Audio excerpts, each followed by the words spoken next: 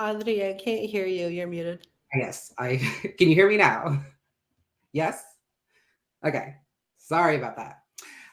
Anyways, for those of you who don't know who I am a queer trans non-binary reader, book reviewer, and content creator. This is my YouTube channel, Perpetual Pages, where I've been reading books and talking about them for 10 years this month, actually, since 2013.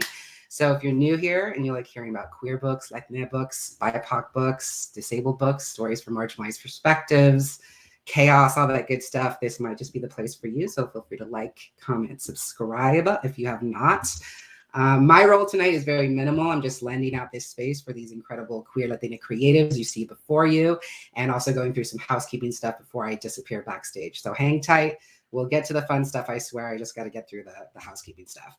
I will leave the details of tonight's campaign to our lovely DM, but what I can say is that this is a Dia de los Muertos inspired D&D one-shot campaign, and most importantly, it is a charity event. So hopefully you're all feeling a bit generous tonight. All of the funds raised for tonight's game will be donated to Binders for Brothers, which is a queer organization based in San Antonio. They're a group that helps trans men and non-binary folks in the San Antonio and surrounding areas acquire chest binders, obviously something that we all care about here. So they definitely do really incredible work that's near and dear to our hearts. So whatever you have to donate would be much appreciated. So I'm quickly going to go over how you can donate and what the donation tiers are for those who are interested. So TLDR, if you don't want to listen to me, all of the information I'm about to share is already in the description of this video. So feel free to reference it at any time and tune me out if you don't want to listen. So I believe the most direct way to donate is through PayPal, and there's a couple of ways you can do that. Once the campaign gets underway and I get out of here, there's going to be a QR code for the Sisters of San Antonio PayPal account that you can just, it'll be on screen. You can use your phone or any other device to scan that at any time and place your donation. If you can't use the QR code for whatever reason, you can also actually go to PayPal on the device of your choice and search for the email sistersofsanantonio@gmail.com. That's also in the description below, and that should take you directly to their PayPal account. Because our DM works closely with this group, you can also send your donations via Cash App directly to Brew if that works better for you. The Cash App profile is also down below, and the screen name is also down below. But if you need to hear me say it out loud, it's $BrujajaLoca. So that is down below, like I said. I will also have little banners, as you can see down below, that are reminding you where you can donate, so you don't have to worry about processing all this information I'm giving you right now. Lastly, the donation tiers. So if you donate certain amounts, you can actually influence tonight's game. You can make things easier, more interesting, or even more difficult for our players, depending on how you're feeling. I believe Brew and Johnny are going to be keeping an eye on the donations, so I'm holding them accountable for that. I trust them to do that. There's 5 main tiers for tonight's game. Again, any amount that you want to donate or are able to donate is more than welcome. And also, even if you're not watching this live, you're watching a replay, please feel free to donate if you can, because we definitely want to help Binders for Brothers as much as possible. But if you're watching and donating live, if you donate $5, one of our players will get to add a D6 to any skill check. If you donate $10, you grant a random player advantage, and the player is going to be determined by a dice roll. If you donate $15, a random player will be granted disadvantage, again, determined by the dice.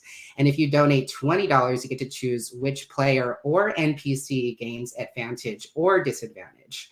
And if you're feeling like a superstar and you want to donate $50, our DM will introduce a hot NPC to the game, or you can grant a player a full rest to restore their HP. And I guess with these tiers where you are choosing something, leave that in some note of some kind when you're making your donation. Or else it'll just be dealer's choice, I guess, for Brew. So those are the in-game incentives to donate. They're completely optional. Donate whatever feels right to you, whatever you can afford. You know, whether or not it impacts the game, it is very greatly appreciated. So thank you for listening. That's my spiel. I'm done. I'm going to hand it over to the players to introduce themselves right now if they so choose, and introduce their characters, the campaign, all that good stuff. And just a friendly reminder that it's a beautiful day to free Palestine. So definitely call your reps, do your parts, and end this ethnic cleansing. That would be great of you. So this is going to be a good time. I hope everyone enjoys, and I'll hand it over now. Fantastic. We're almost going to get started real quick. Again, This is an unofficial fan contact permitted under the fan contact policy and not approved or endorsed by Wizards of Coast materials used in the property of Wizards of Coast specifically. The Fiend of the Hollow Mind, written by Mario Ortega as part of the D&D anthology Journeys Through the Radiant Citadel. I think I said everything correct in English. Thank goodness. Hi, everybody. I'm your dungeon master. I am Sister BrujajaLoca of the San Antonio Sisters. It is a pleasure to have everyone here with me. It is a pleasure to have these authors and one of my fellow sisters down there with me as well. And so I'm going to go ahead and let them start it off. And we're going to start with Rafa. I'm going to refer to them by their character names, but we'll start off with the authors introducing themselves real quick and maybe a little bit of their work. And then we'll start with our story. Hi, I'm playing Rafa, but my real name is Aiden Thomas. I write young adult fantasy. My most recent books are Cemetery Boys, Lost in the Neverwoods, and The Sunbearer Trials. Fantastic. Hi, everyone. My in-game name is Guillermo. My real name is Sonora Reyes. I have two books out. One is The Lesbiana's Guide to Catholic School, and the other is The Luis Ortega Survival Club. Hi, I'm Johnny Garzavilla. You may know me as the writer of 1500 Miles from the Sun, Under and Santi were here, or the upcoming Caso Contigo. But tonight I am Serrano. Hi, everybody. My name is Lady Bud. I am a postulant. I'm seeking a postulant of the Sisters of Perpetual of Indulgence here in San Antonio. I'm going to be playing Eatsley, and hopefully we have a good time. Fantastic. So, están con nosotros. Hoy es la noche de Día de los Muertos. So remember, right now, we're going to take a moment of silence for all of our relatives that are joining us here with us tonight. And so if you have your little ofrendas, make sure you have your food and your candles lit. And let's take a quick one, about like 5 seconds.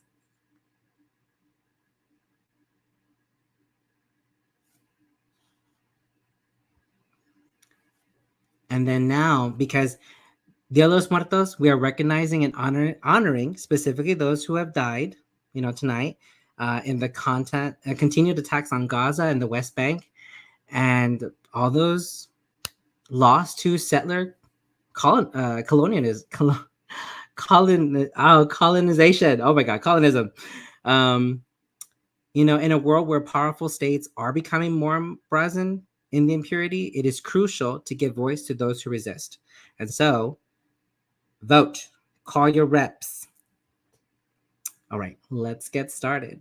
So, adventurers, we're coming back to our audience outside. We did have a 0 session. Our adventurers are friends. They each know each other.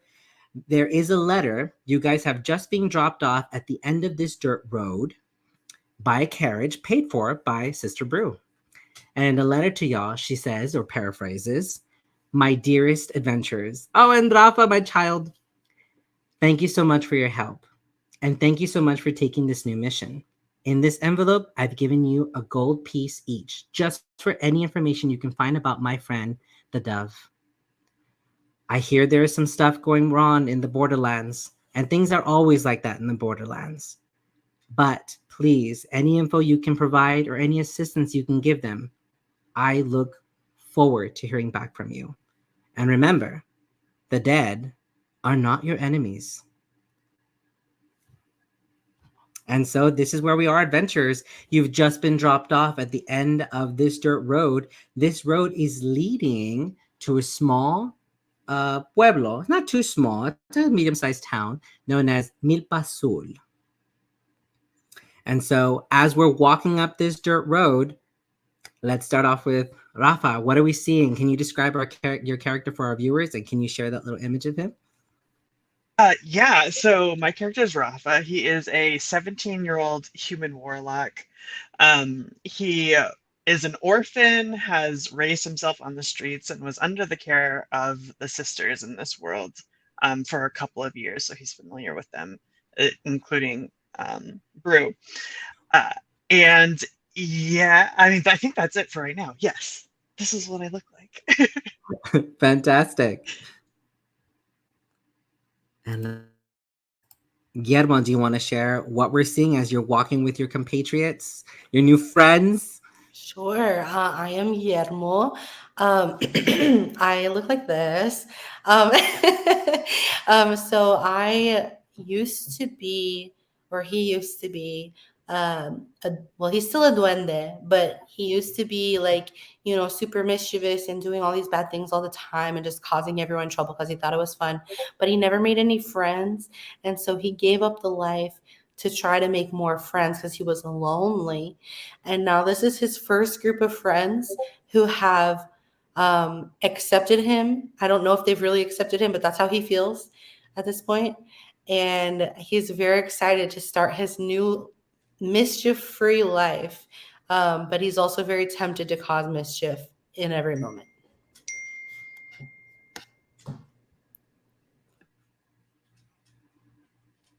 Johnny? Yeah, so I guess alongside them is Sedano, a early 20s half orc. The visual is there, but kind of just picture like buff Sokka, who's also green. And I think along with him, just kind of keeping pace, is also a javelina named Cacahuate, who is Sedano's familiar. I think along this journey, the two of them have probably sort of like also just been kind of racing each other and maybe getting a little lost and separated from the group, but then racing back. Solano is a half-orc druid who is also part of a family of farmers, and he himself is very much into chile farming, and chiles have become sort of a source of his magic. Sonny, do you want to describe what a javelina looks like for people? Who Oh don't yeah, know? so javelina is like a little spicy furry pig. That was perfect. Yeah, like short gray fur, little baby tusks that kind of match Serrano's. Yeah. For all those at home, you can Google javelina and you'll see it's a very furry word heart. They're very mean. I grew up with them.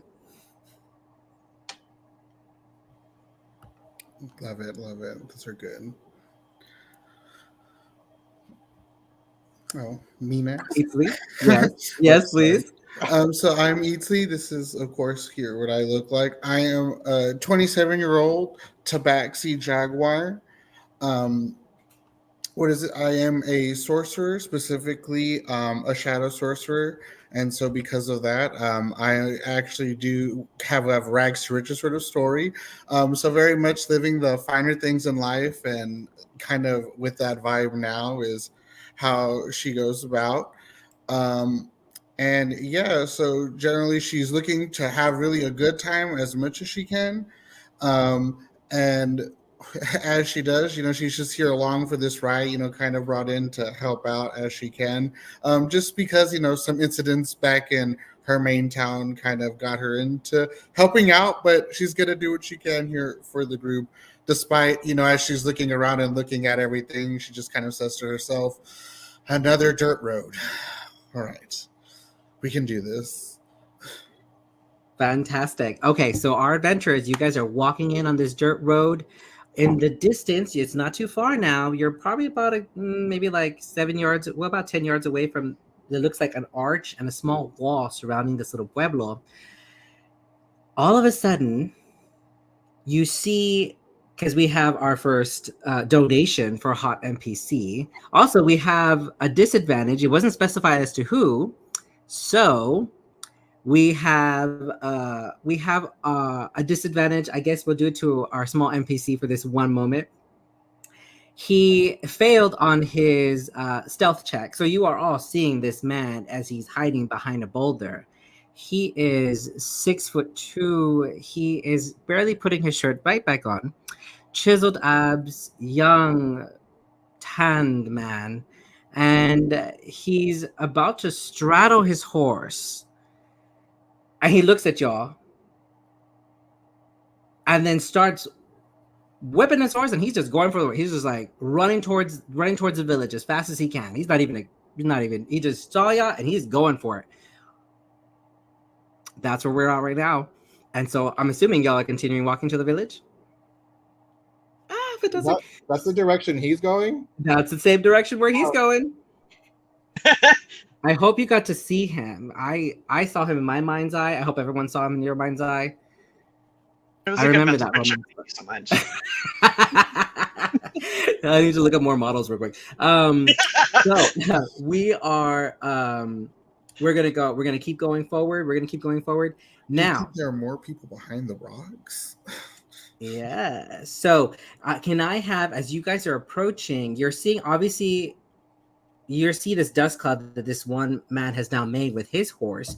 Can y'all give me a perception check? Any one of y'all?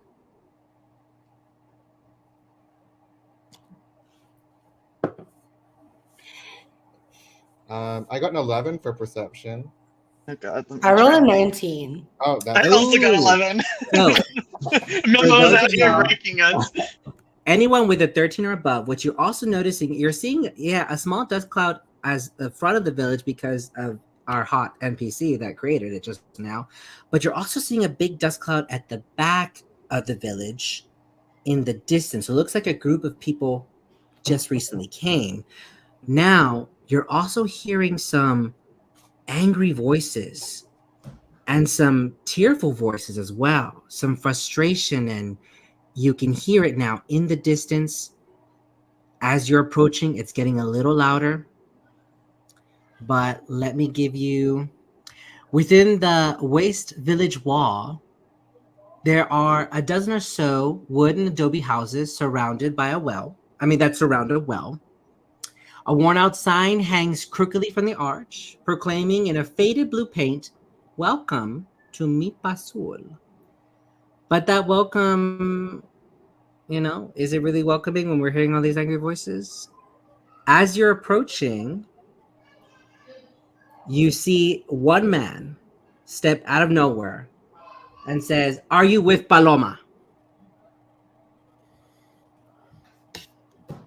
With who? Your hesitation tells me you are. Everyone roll initiative. All of a sudden, from behind the walls, I'm sorry, quick characters, you're gonna be quick with your deception. Like, you gotta think, mama. All of a sudden, from behind the wall, you see there are now 11 bandits. He was single by himself, but now we have 5 and 5. 5 on this side of the wall and 5 on the left-hand side of the wall. Right in front of you with arrows drawn. What are we doing? That's true. Perception check on First, let me get your initiative rolls. Oh God, already? 18. It's a big old 3 for me. Oh, So at first, like Guillermo saying this out loud, like at first I was thinking Already. these could all be friends. Y'all were But so distracted. if these people are not gonna be friends, Right. then they're gonna be a danger to my friends, my It's a new really good friends point. who I love Yeah. more than anything. Mhm. Then I can't be friends with them. yeah. Yeah, Rafa's So- just like, yeah. Great. What were the anime. rolls? Well, Okay, I'm gonna roll initiative. Dibs of the week. Okay. I'm 3. Wait, how do you roll? Oh, Just give me a regular D20, and then if you can, add your initiative. oh my bonus. God. Oh, wait. I got a 24. That's a fellow. It was a nat 20. Oh, Ooh, okay. So you're going up first. Oh, You were not distracted by the lone rider. It looks like you were ready. Okay. I was ready. I've been on guard ever since the wolves. Yeah. We can bring that up later. Rafa, what did you roll? 6. 6. Okay. Serrano. Excuse me. Serrano. 10. A 10. Eatsley? 18. 18. All right. Let me do a quick roll myself.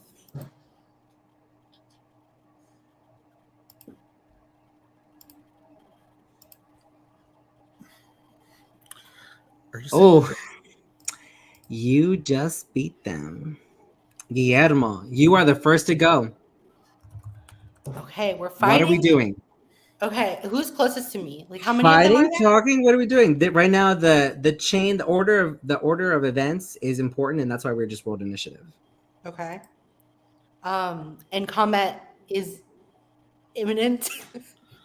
You got some arrows pointed at you, kid. Like, Okay. they And look a there's little one, tense. the And they person who asked about Paloma is right in front of Mhm. us, right? Mm-hmm. Can I stab his foot? Yeah, you wanna make a run. You wanna just walk all over that. You are about, I would say, they at this point they ambushed you about like maybe 10 feet from the wall. Okay, I'm gonna be So like, they are very close. I'm gonna act like I'm gonna see if I can get a surprise attack because I'm gonna pretend like, okay, we don't want to fight. We don't want to fight. I'm gonna do the thing where like the if you've seen that like video of the quarterback who's like just starts walking across and everyone's like, what are you doing? And then just like goes. That's what I do. So I like just start walking like I'm gonna talk or something, and then I just like stab the foot. You know what? You had a nat 20. You had a nat 20. You did have an. You know what? You can definitely go surprise them. Yes. You can do Okay. surprise. So with my sneak attack is 3d6 extra damage, right? That's if your friends are within 5 feet of the target. They are not right now within 5 feet of your target. Okay. So then what do I roll for? So you're Just gonna roll attack. Okay. I And am then using make sure my you hit. my rapier. Okay. So And I so go ahead and roll. roll a d20 plus your hit dice, so plus 7. Okay, so it's a 12 plus 7, so 19. Okay. You definitely hit. And now roll damage. It'll be I believe for you it's 1d8 plus 4. 10. So it's a 6 plus 4.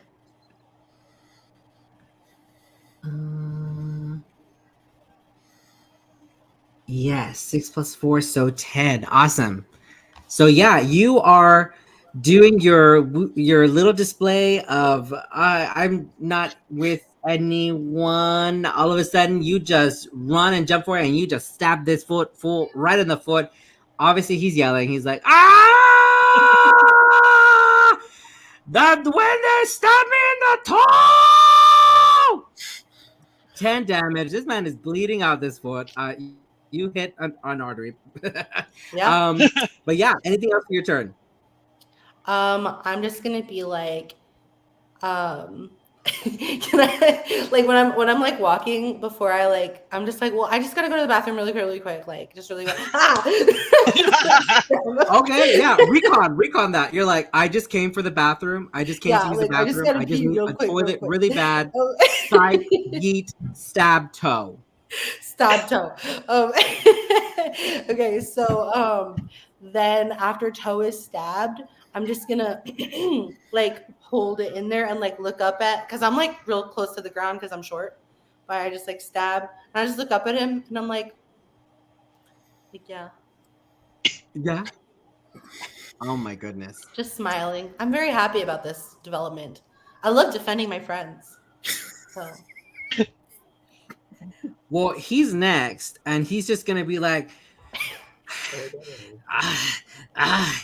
La Paloma, she's gonna pay for her crimes today.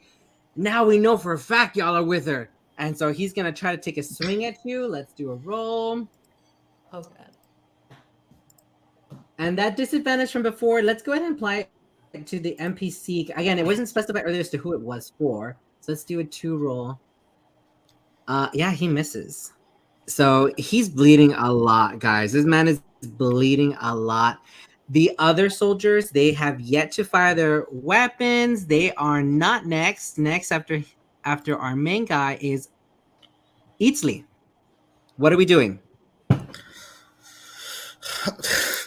I mean, one, I think she just takes a moment to realize like just how fast that occurred.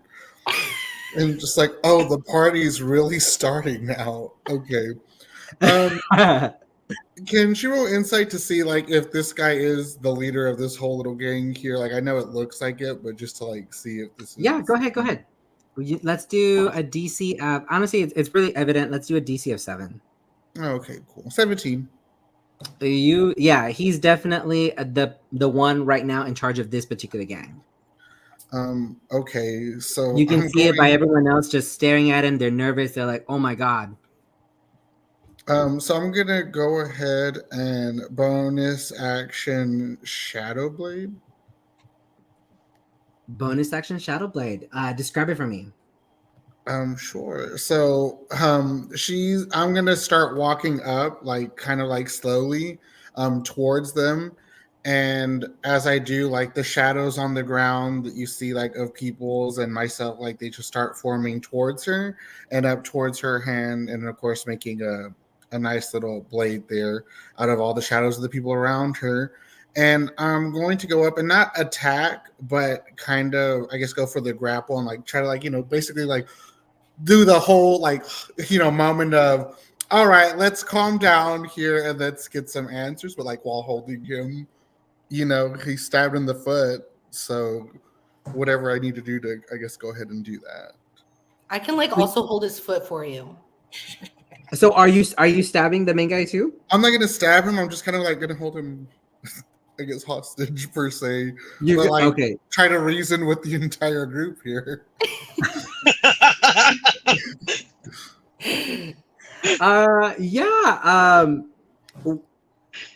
Let's wow. Let's do a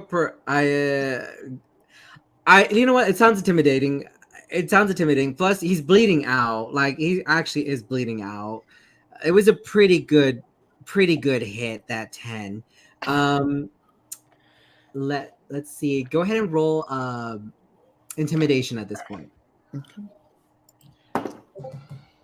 And we're gonna you're trying to intimidate the rest. I'm assuming the rest of all the other bandits, correct? Yeah, basically just stand down and I guess it goes up and be like, I haven't had this much fun with this many guys in a long time.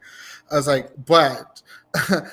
but we're all gonna get some answers here. I need to find out, one, who's this Paloma you're talking about, and two, like, I don't like being attacked when I just enter a town. Like, you didn't even offer a lady a drink. I was like, this wasn't the fun time I was here for, gentlemen. And I don't really appreciate this. And also I got a 15 on intimidation. They did a save +4. These men are definitely intimidated. So they're holding on. They're not... It's not their turn yet. I'm not going to say they're not going to attack, but they are definitely intimidated. It's like, maybe I should put those things down. The last thing, I guess. They're shaking. I guess as... Oh, I mean, I guess I'll say it. Like, so are we going to stop, or we need some answers, or what's going to go down here? And I guess that'll be what I do. I mean, he's definitely intimidated. He's bleeding out. He's like, Eatsley, why do you do this? I planned a whole battle scene, guys. I planned a whole battle scene. I did not expect the duende to just stab him in the toe, do more than 3/4 of the damage. See, this guy did not have a lot of hit points to begin with. He really was just mouth. Fine, he's definitely intimidated. He's like, please, just pull your friend off my toe. Just pull him off my toe. Let's bounce. Let's get out. Let's go. They're going to put their bows down. I will give Sereno and Rafa. It's technically Sereno's turn. So they're putting their stuff down. Eatsley's picking up this gnome. They're going to head out. Anything you need to do before we get out? I think maybe just as they're leaving, like Serrano and Cacahuate will look very intimidating to make sure that they don't change their minds. Okay, let's roll another intimidation with advantage, because Eatsley already scared them with the shadow blade. Oh, what you're gonna say because of Cacahuate. Oh yeah, because Cacahuate too. Okay. Ooh, that's a dirty 20. Ooh, oh no, Cacahuate is foaming at the mouth.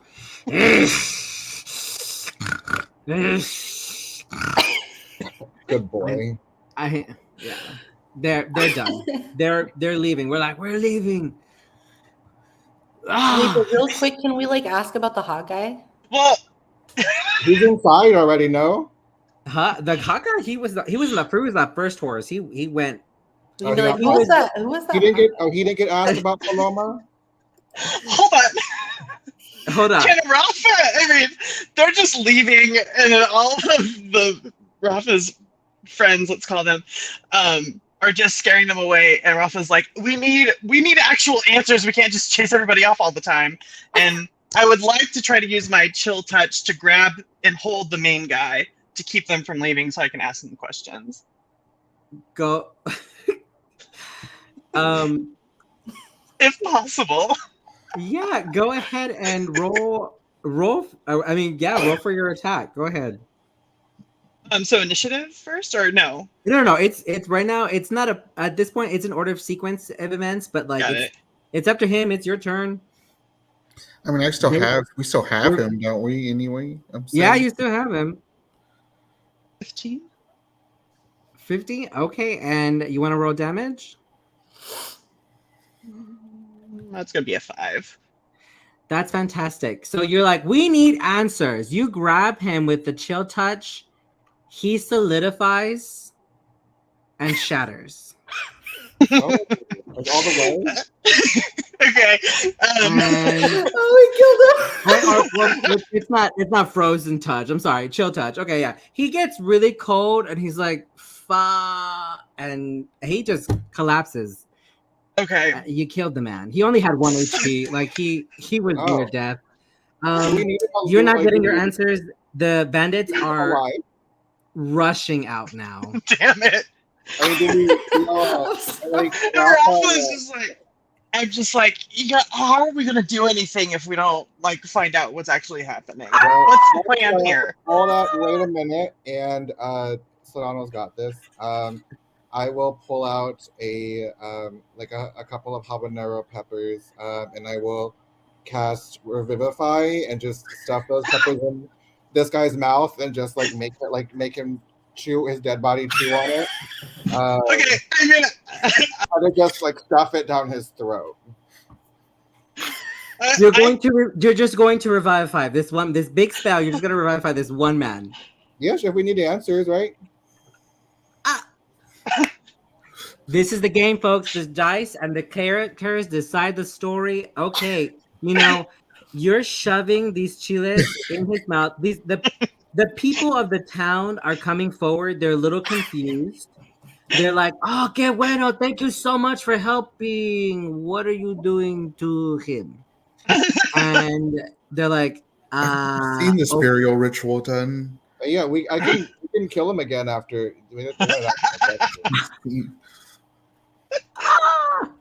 Okay, Revivify. Can you describe to me? Like, it's just you're making him so many sugars peppers. Is it a particular? Is it D? How many points of? He has an point. He'll have like an point of HP. Fantastic. Okay, he is screaming now. He's like, spicy! It's spicy! Why is it spicy? Why am I alive? Yeah, Rafa's like, "Don't worry, we'll kill you again in a second. But in the meantime, can you explain what exactly you're doing here? Who's Paloma? What's going on?" Paloma is an outlaw of the borderlands. What does that mean? She's an outlaw, bro. She's a bad person. And how are you not a bad person? You just tried to kill me and my friends. Yeah, because y'all with her. I want the money. I'm here for the money. She has a reward on her head, and it is 200 gold pieces, and your boy's trying to collect. And y'all killed me. How am I alive? Why is my mouth still burning? What is happening? 200 gold pieces. Was that all was that like the information that we need? Do you have another question? Yes. Anyone got any more questions? No, you can kill him, Serrano. Okay, I'm gonna punch him. Rafa says. Okay, so that we're gonna. Well, okay. I think while that's happening, he's already going to the townspeople. Do not worry. Do not worry. I rolled a 26 to punch him. Oh, It wasn't needed. Okay, yeah, I trust that you were going to punch the man. Okay, initiate. Battle sequence is done. Battle sequence is done. You are murderers, every single one of you, just to bring people, someone back. it's Just good. to The murder them all bandits over. saw that, and they'll go tell their friends, and everyone will be Yeah, we afraid of don't us. want them. I don't need every one of them These asking townspeople me if need I to be can bring them bothered. back to life. Yeah. Now they won't come back Oh to this my town, and I goodness. think these townspeople will be Wait, very can I grateful. see if he has any money on him to pay me back for the peppers that those peppers are Oh my god, roll sleight of hand. Okay. I mean, you can pickpocket him. Just pickpocket him. Okay, yeah. When you pickpocket him, you are gonna get the wanted poster. It has a little picture of a female gnome with a hat on. She looks a little older, and it says La Paloma. And it says reward 200 gold pieces, dead or alive. Is she also duende? I'll hand that to Rafa. Yes, she's a gnome. I'll go ahead and pocket that for the safety of everybody.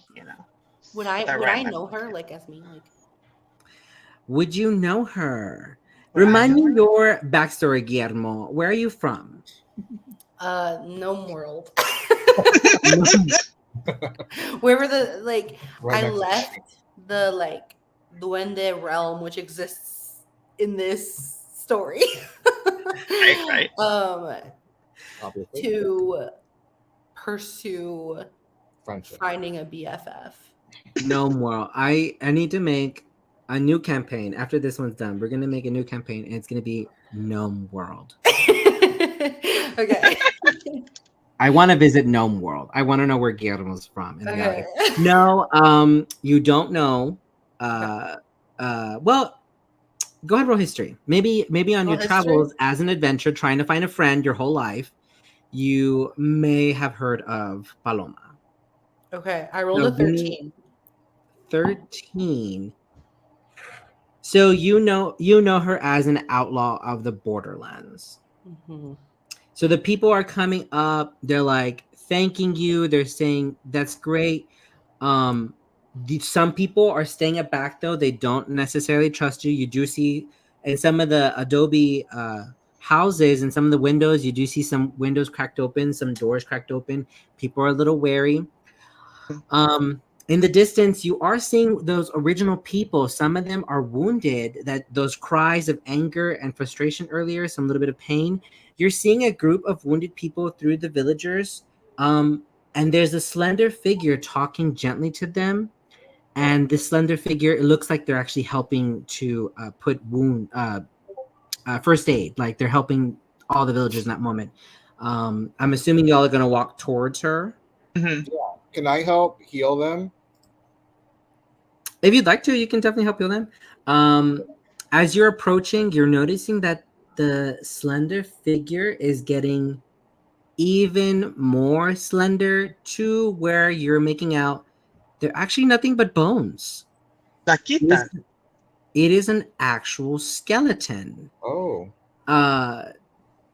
Beautiful bones. They are as white as my makeup.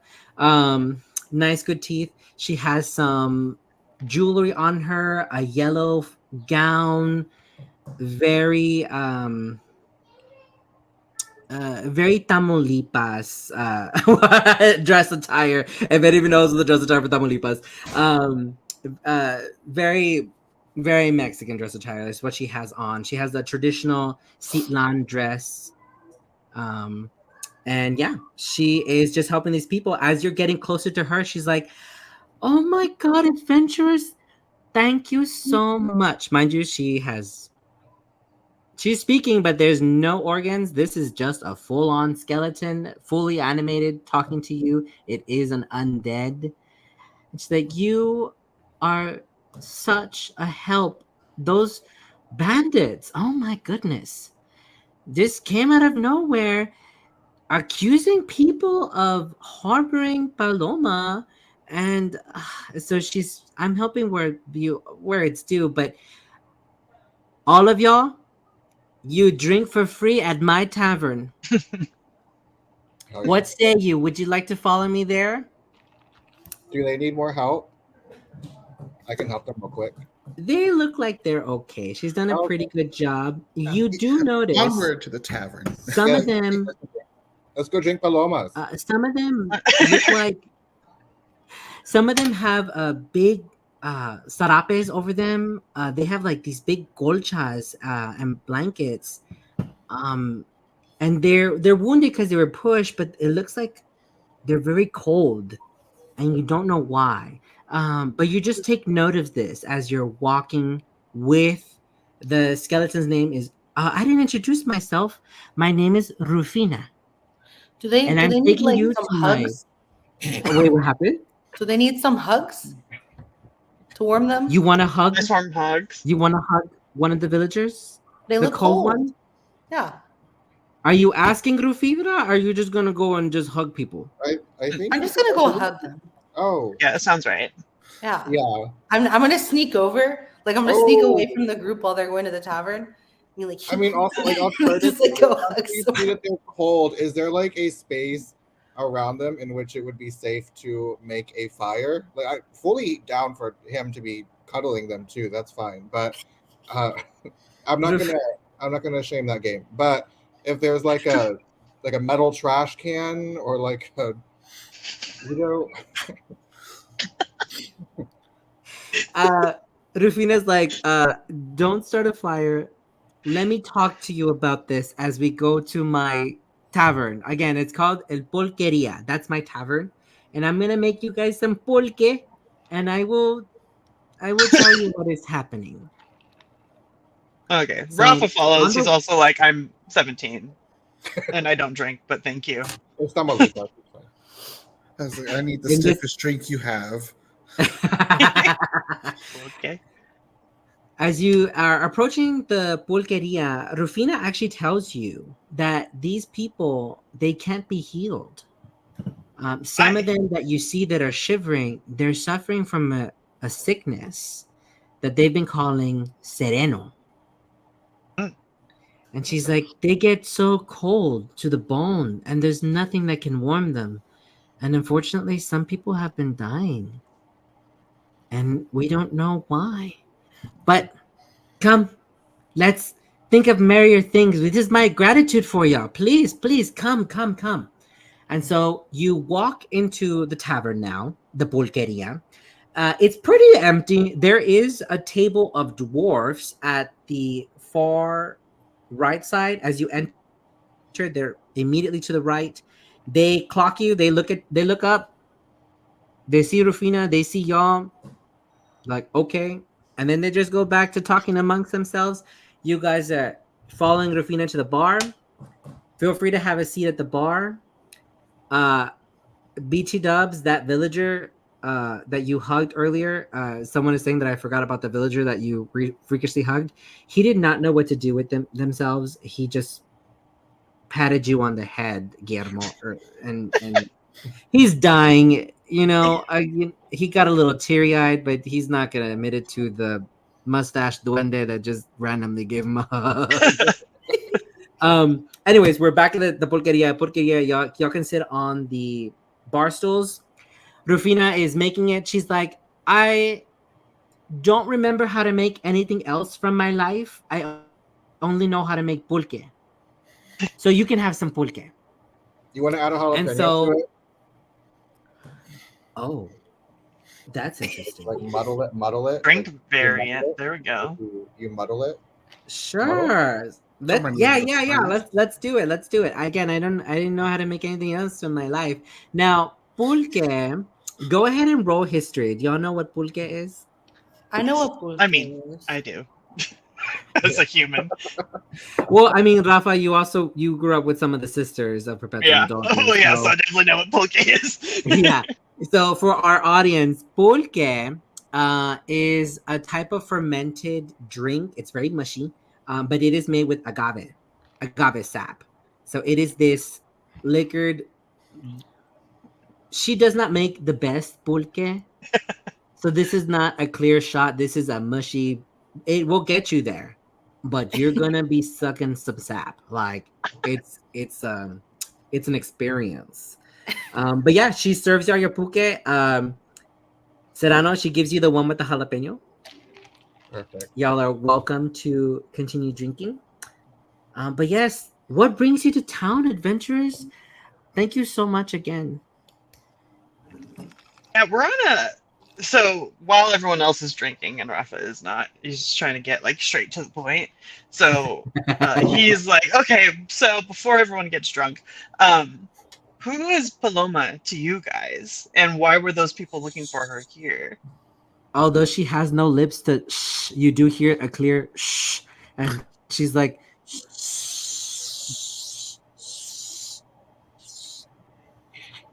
we probably shouldn't speak of Paloma too loudly in the bar. But what business do you have with her? I We mean, have a letter. What'd you say? We have a letter. We do have a letter, and we're trying to find her. You're trying to find La Paloma? Who sent you? A friend. She's going to roll insight. Can I roll deception? Are you? You're not trying to deceive her, are you? I'm trying to make her not ask questions, which I guess isn't deceptive. Let's see. Oh, she rolled a natural one. She rolled a one. She rolled a full one. She's like, oh yeah, sounds good. Sounds believable to me. I'll take you to her. Follow me. Okay. And so Now we're getting you are somewhere. following. You are following her. Well, not following her. You're staying there at the bar. She looks around. She knocks on the side door of the bar. You're seeing that next to the bar is this small little indention. It's not really a door, but she knocks on it. And out pops Paloma. And let me go ahead and share Paloma real quick. I think I can do the presenting. BTW viewers, this is my first time doing this stream thing. Doing so good. If I break it, That's what other days for. They'll come fix it. Yeah. Audrey will fix it. Oh my god. This one is nope. You know what? I want to show y'all, but oh, there she is. Well, that's not the actual. That's not the correct image. If you send it in the Discord, I could pull up my phone and show like that. Audrey, do you have a picture of this person? Oh my god! There we go. I got it. Did I get it? I Can our viewers see that? Viewers, comments, please. Thank you. Ah, Ah. Did I do it wrong? Paloma. That is Paloma. She is an elderly gnome. You also notice that she is wrapped. Okay, that was it. That she's Oh, what? her little. she's wrapped in her little shawl there for a little bit. Wow. But yeah, that Like is the other Paloma. people. Paloma steps out and she's like, "Who's calling for me? Who are these people?" I'll let the 17-year-old talk to the adult. I'll just introduce myself. I'm Guillermo. It's a pleasure. Mucho gusto. It's always nice to meet another duende who's out here in the wild. Would always could use another friend. I hear you're quite a powerful person out here. I like that. I stabbed someone who was looking for you, so you're welcome. And I would like to be friends. Emma, we're in a room full of people. Let's Are there not people- announce what we've been up to everybody. You Rafa, saw me do it? Everyone Rafa, saw roll me do it. perception. Perception? Yes, roll perception. We each got a letter, right? No, I think Yeah. it was just a singular letter. Where is that- my Oh, it's perception? a Oh, there it is. singular letter. Oh, okay. Yeah. That's a big old 3. Or 6. Wait, it's a big old 3? It's a Yeah. 6. It's a 6. Okay. Damn. Yeah, you're not perceiving much. But I mean, I'm assuming you're nervous. That's I'm gonna assume that Yeah. you're looking back, right? Let's roll with the Yeah. advantage. Is anyone else perceiving anyways while Guillermo's trying to talk to Paloma and she's like just hearing him go on about here in the wild? I'll look around. No, I'm like, yeah, he's right. He stabbed someone. All the murdering we've done. Perception. never saw it. It's gonna be a solid 14. Oh, A solid okay. 14. Okay, yeah. That You are seems good. noticing that the dwarves are not angrily looking, but they are looking up towards Paloma and they're looking at y'all. But not in a bad way. They're just in case. You're getting that feel at. Anyways, so Paloma's like, boss, it's nice to meet another gnome. You're a very nice young man. Call me What makes you call for me? Who are y'all? Where are you from? Why do you want me? We're the best friends squad. Oh, I'm from a farm. What? I'm here on church business. Rafa has his elbows on the bar and he's just I'm here as a volunteer of the church. But like a big farm, like a ranch. Of the church. What church? It's like, are you familiar with Sister Brew? That old witch. Did she send you down here? I think there's a letter somewhere. Yeah. That's what I said. Well, it looks like when These you are met- really good, by the way. I was like, probably on the third one. Rufino's like, oh, I Okay. made another batch. These all have jalapenos in them too. Hey. Paloma, here, I made you one. Oh, thank you, Rufina. More pulque.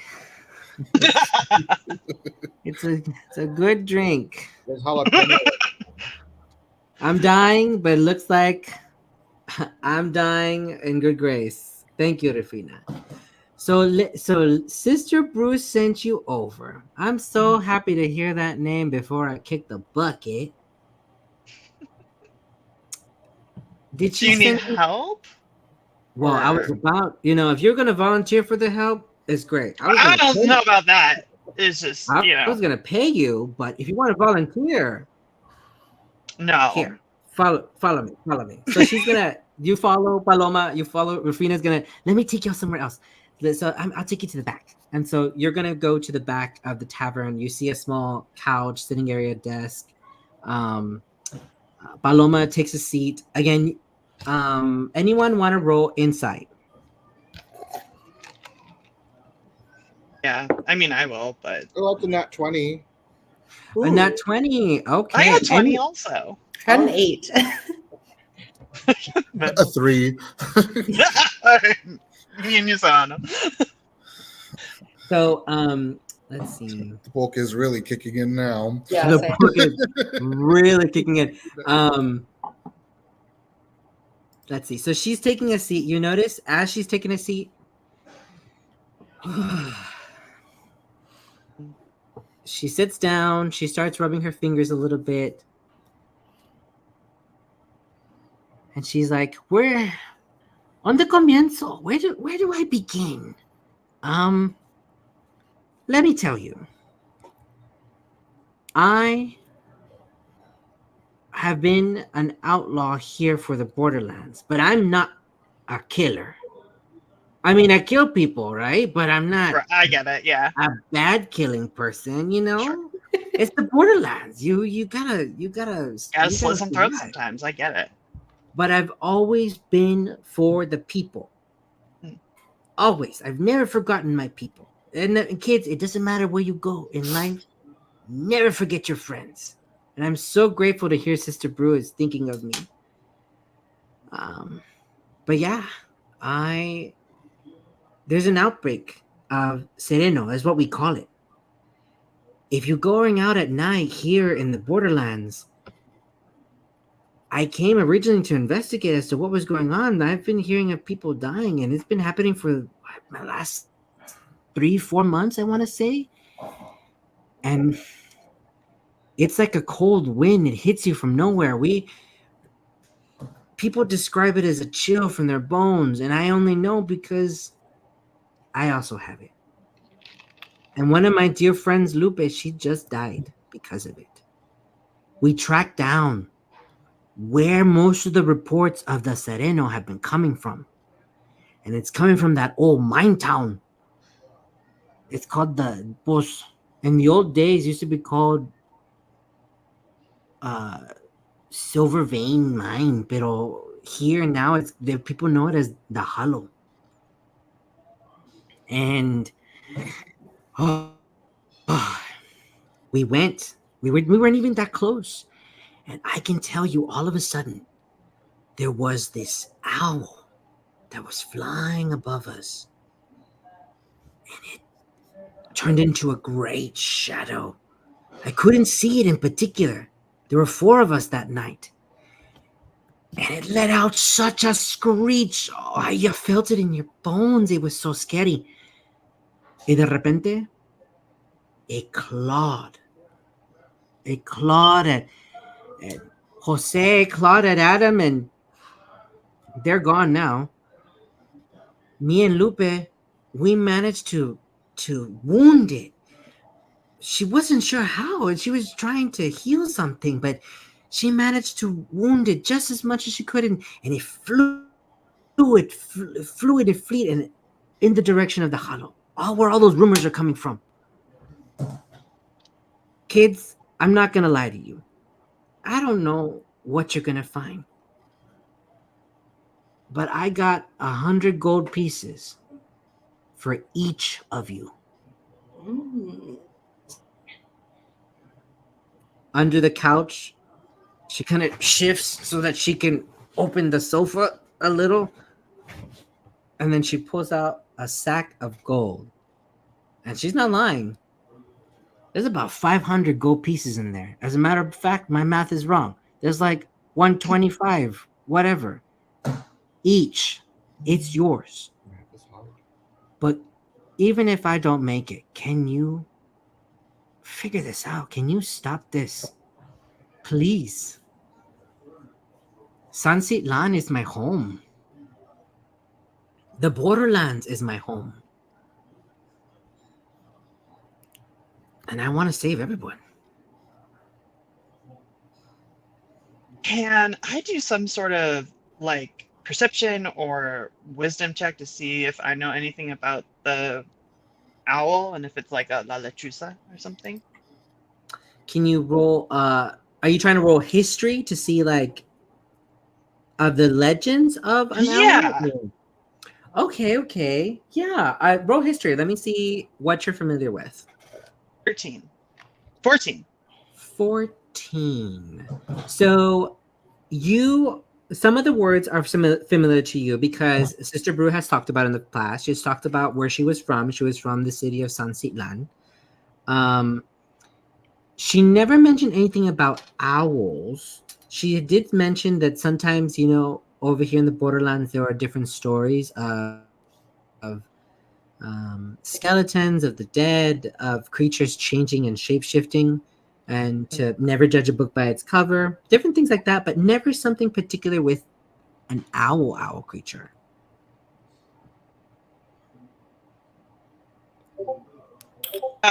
Okay, so Rafa's like, is this like a prepaid situation if you're gonna like maybe die if we don't get through anyways? Like, should I just take this to watch? The gold is yours, kiddo. Wonderful. I added to the other golds. Are you taking the full pouch or you're dividing it up? I'm holding on to the gold for everyone. It's fine. Memo handed me the ones from earlier. I'm the one with the most pockets. It's not a big deal. Super chill. Well, as my Okay. best friend, I trust you. Of so. course, Memo. Most of my pockets are filled with chiles, so that's fine. Exactly. I mean, look at me. I'm practically made of money. It's fine. It's true. We don't want to mess up Easley's outfit with like bulky pockets. You know what I mean? Yes.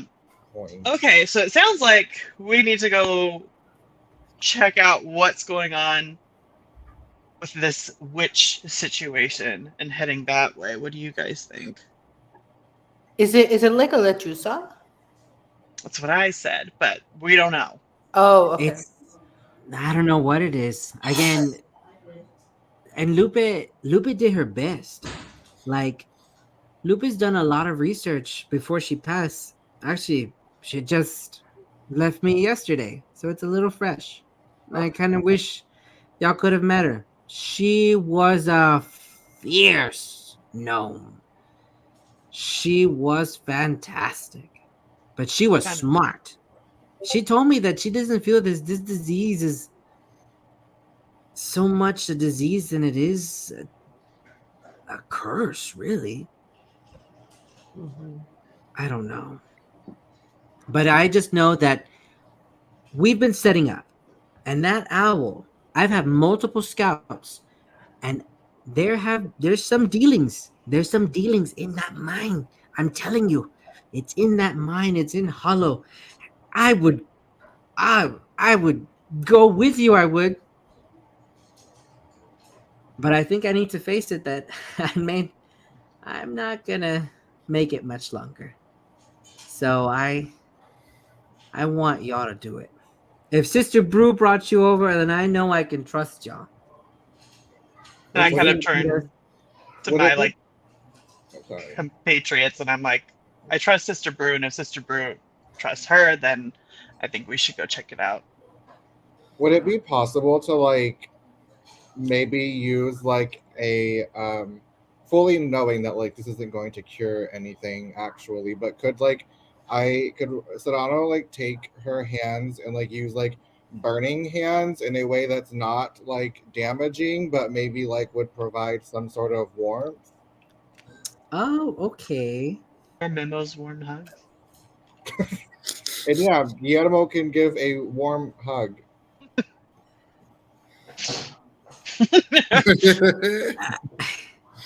You know what? I'm about to kick it.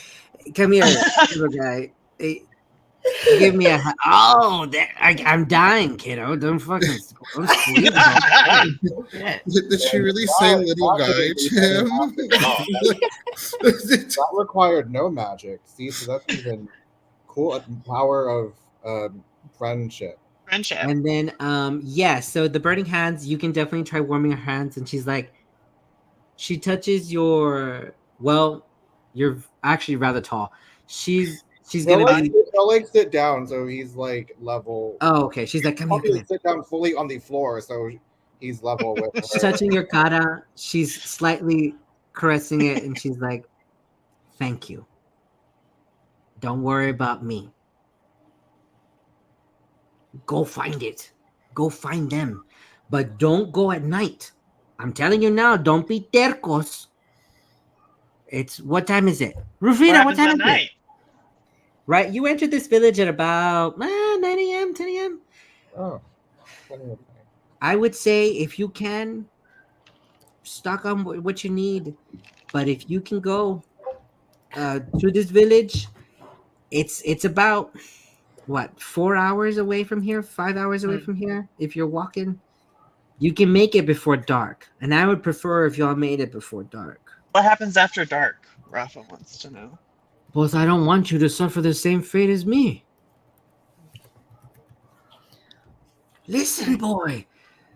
There's some evil shit. There's some evil shit going on in here too, so I don't know how afraid I am of the creepy crawlies, but I hear you. Who do you think is evil? And she's like, who else is evil? Rufina? Look at her. She's like, Rufina tries. Well, She can't really she can't really smile. Well, she's smiling. It's impossible really because she's skeleton. But you see her and she's like, "Gah." And then I just think that I'm a lot scarier than some stuff we're gonna come upon in a mine. But sounds good. Warning taken. All right. Well, what are we gonna do, adventurers? Are y'all Yo, gonna leave let's run the Cynthia? squad. Oh, are you done hugging? Do we need to pull him off? Yeah. Is there any supplies? Yeah, there's some supplies in town if you want to go. Rufina's gonna. Yeah, Rufina, can you get them some food and some water? And she's like, yeah. Come with me real quick. And so let's go ahead and follow Rufina, and we're gonna go to the general store real quick. Okay. And so we enter. There is it looks like there's an elderly human there. He's like, "Hey, Rufina, you are looking white as bones today." I don't know if that's a good joke. And she's like, and Rufina's like, "Oh, don't make me blush. Thank you." Hey, Chachi. And he's like, "What? Hey, you got some stuff? These kids are gonna go to the Hollow." When she mentions that, there is another human in the corner. He's just looking at some stuff, and he's like, "The Hollow? Why y'all going to the Hollow? That's a little nosy. Camping Don't trip. go to the Hollow." What's wrong with the Wait, hollow? what I did you heard say? it was nice. I said camping trip. Kids. It's a great Hold place on. to see stars. Hold on.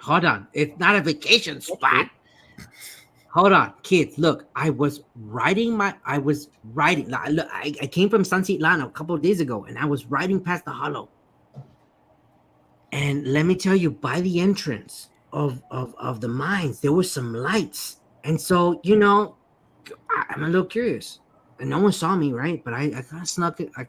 And there were these ugly ghouls, demons, I don't know what, but they were dragging this body and they were dragging it into the mine. No, hombre, I booked it. I pissed myself and I booked it. As fast as I picked up the horse and I ran. That's how scared I was. Don't go. You can't go. You shouldn't go. Okay. It's fine. Thank you for the It's okay, Turkey. They have a mission. So we're gonna get our general goods from the store. I'm gonna say each of you can start adding, let's say 2 days. 3 days worth of rations, and all of your water skins are now filled up. And Can I do a little mischief while we're in the store? Oh, Guillermo, what are you doing while you're in the store? I just like something small. Like I just want to take all the this is, what is this, a convenience store? Yeah, basically. Okay, we'll say it's a convenience store. And so I'll just take all the packaged goods and just turn them upside down like that. And then just really light mischief. inventory. Did you roll stealth as you're doing this, or are you just doing this where everyone's watching you? Can I give him the help back? Okay, I was just curious. Can I? I rolled a 29. How are you going to help? I think he's fine, actually. Oh my god! Yeah, no one is watching. Chachi is going down the lanes, and you are perfectly his shadow right behind him, turning these things. I'm turning everything upside down. Everything is upside down. Y'all are now exiting the general store, but you do hear a little, "Hi, madre!" Does the upside down bag scare him? Paranormal activity in the market. There's no idea who did it. Oh, It's that's very true. scary. It's very Anyways, I'm assuming, are we venturing off, or what are we doing? Yes, Anything else venturing here in off. town? Towards the hallway. Wait, can I ask about the hot guy? That's true. Can you ask about the hot guy? Yeah, like who? Have you who seen was a hot that? guy roll through here? Yeah. He was hiding behind a rock. He was hot, but kind of weird. Mm, A hot Are you, weirdo. Yeah. are you asking Rufina about the hot guy? Yeah. Oh, yeah. Did he come in Okay. for poke? Oh, define hot. What is hot? What do you mean? I'll just like describe exactly what he looked like. Yeah, he like comes to like right here to me. Oh, Like- the beefcake on the horse. Yeah. When I was alive, I want to say I could have pulled that in. Well, But, now, the Rafa living. bursts into laughter. but did Rafa laugh at that, or are you? No, Rafa.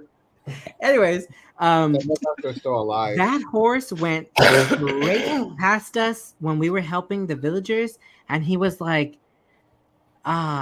intruders, intruders. Like he was yelling, "Que madre!" I don't even know what he was yelling in particular, pero he went straight. You know, honestly, he probably went in the direction of the hollow. Oh, so Yeah, we'll no, catch up. no, to him. for fast, we can probably catch up. Then Well, now we have- really need to get moving. Then I go, think. and we have to save him because what if he goes in and sees Right.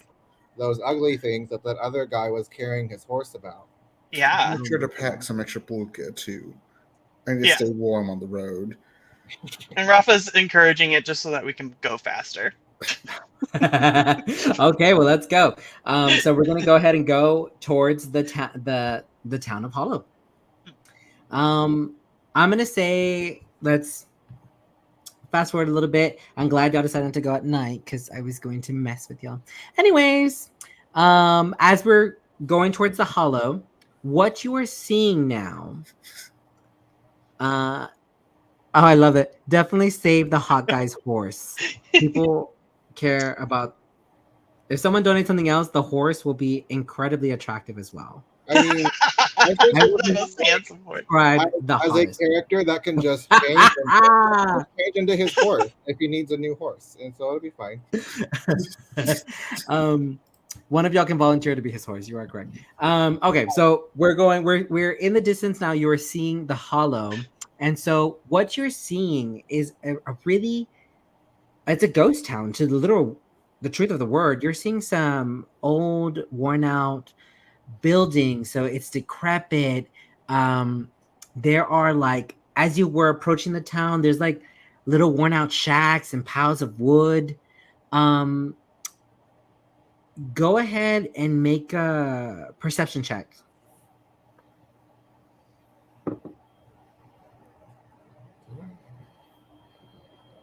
13. 13 with Oh shit! a 20? Yeah. Dang! Gnome World is sending you a bunch of love. Keep up the gnome. So definitely with a 20. So you are seeing from the distance that the town is very decrepit and things are probably, worse for wear. There is some smoke. So either someone is setting a fire in the distance, but there's some smoke rising from one of the buildings. And you're also noticing from that distance, Guillermo, that there are armed men scattered around the places. They haven't noticed any of y'all yet, and there's a magnificent, very expensive looking carriage also in town. And so you're already seeing that. You can relay that if you want to. Again, y'all are just approaching. But yeah, as you're entering the town, no one is stopping you per se. But these people, these men in these armed men, they're just leaning on some of the buildings, on some of the wood. There are two guys that look like specifically they're just protecting the carriage. And they're like saying, hey, one of them is on the side and he's like, what business y'all got here? Camping. Rafa says super flatly. Roll deception. You see a Can I, man with a like- gun and he's asking you what's going on, you're gonna be like, "Oh, I'm going camping." That's a 20. I'm very deceptive. Rafa like lies for a living.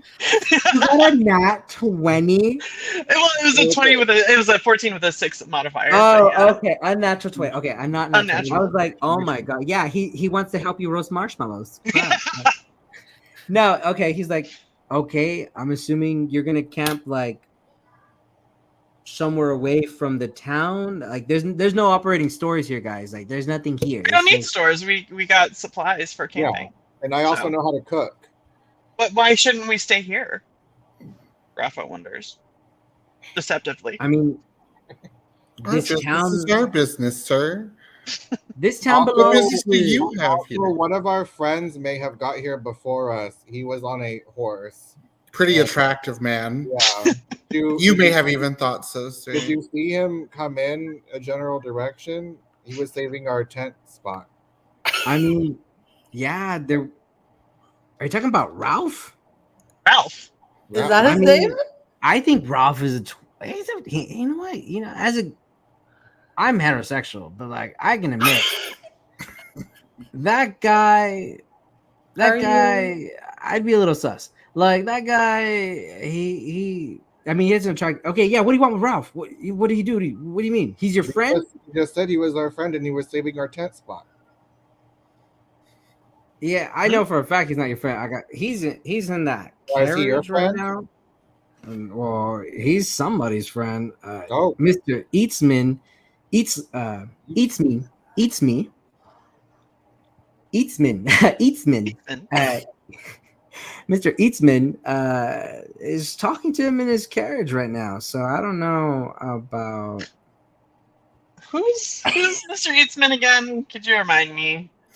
I know that Ralph has talked about him before, but So You know as you're Ralph saying that, Galaxy. the carriage door opens, and you see this tiefling. This tiefling is about 6 foot. He has one natural horn, and you're noticing the other horn is of this prosthetic. It looks like kind of like a jade, a greenish. And he's like, I'm Eatsman. I'm like, oh, it was totally a different Eatsman that I'm thinking about. That's so funny. And what do you want with Ralph? Rafa goes ahead. You want with him? Are Wait, you what? gonna eat him? I mean, who doesn't want anything to do with Ralph? Am I right? Eats me, right? You know, kid, I like you. That kind of sounds like your name.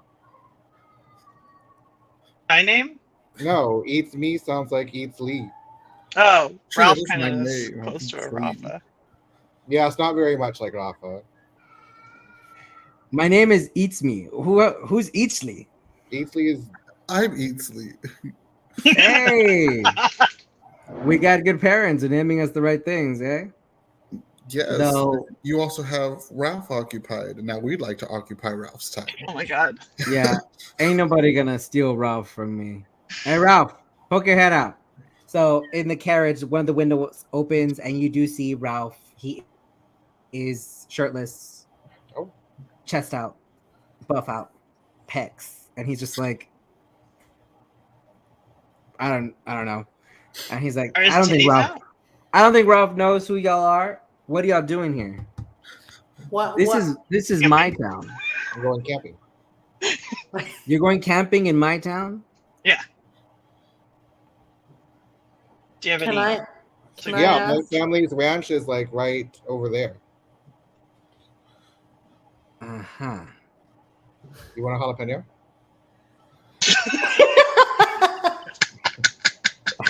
I'm gonna do a roll real quick. Actually, let's re-roll deception. We're in another re-roll. Whoever was saying the camping thing, re-roll deception to eats me. That's down to a 9 this time.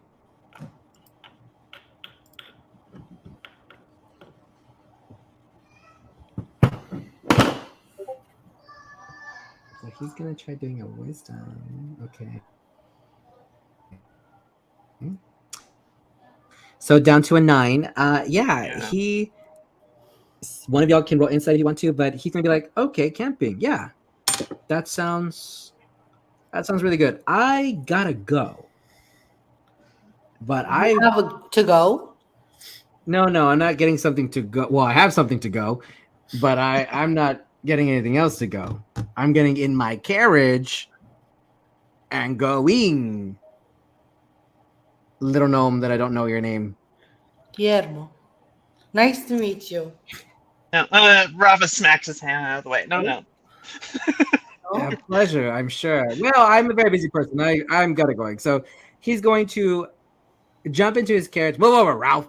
Jump into the carriage, signal for it to go, and the carriage is just going to do a small little turnaround and is going to exit the town. As it does, you see now in the distance, the carriage does stop, and he starts talking to some of the guys there. And then the carriage just goes. Rafa looks at his friends and he's like, I feel like that didn't go great. We should probably get out of here sooner than later. Where are gonna go? Just so you know, these guys are all talking to each other and they're starting to make a little bit of a line. Yeah, it's not good. Are they in between where we need to go? No, they're not. But they're at the end. They were at, you entered the town, talked the carriage, and he exited the town. You're in the middle of the town right now.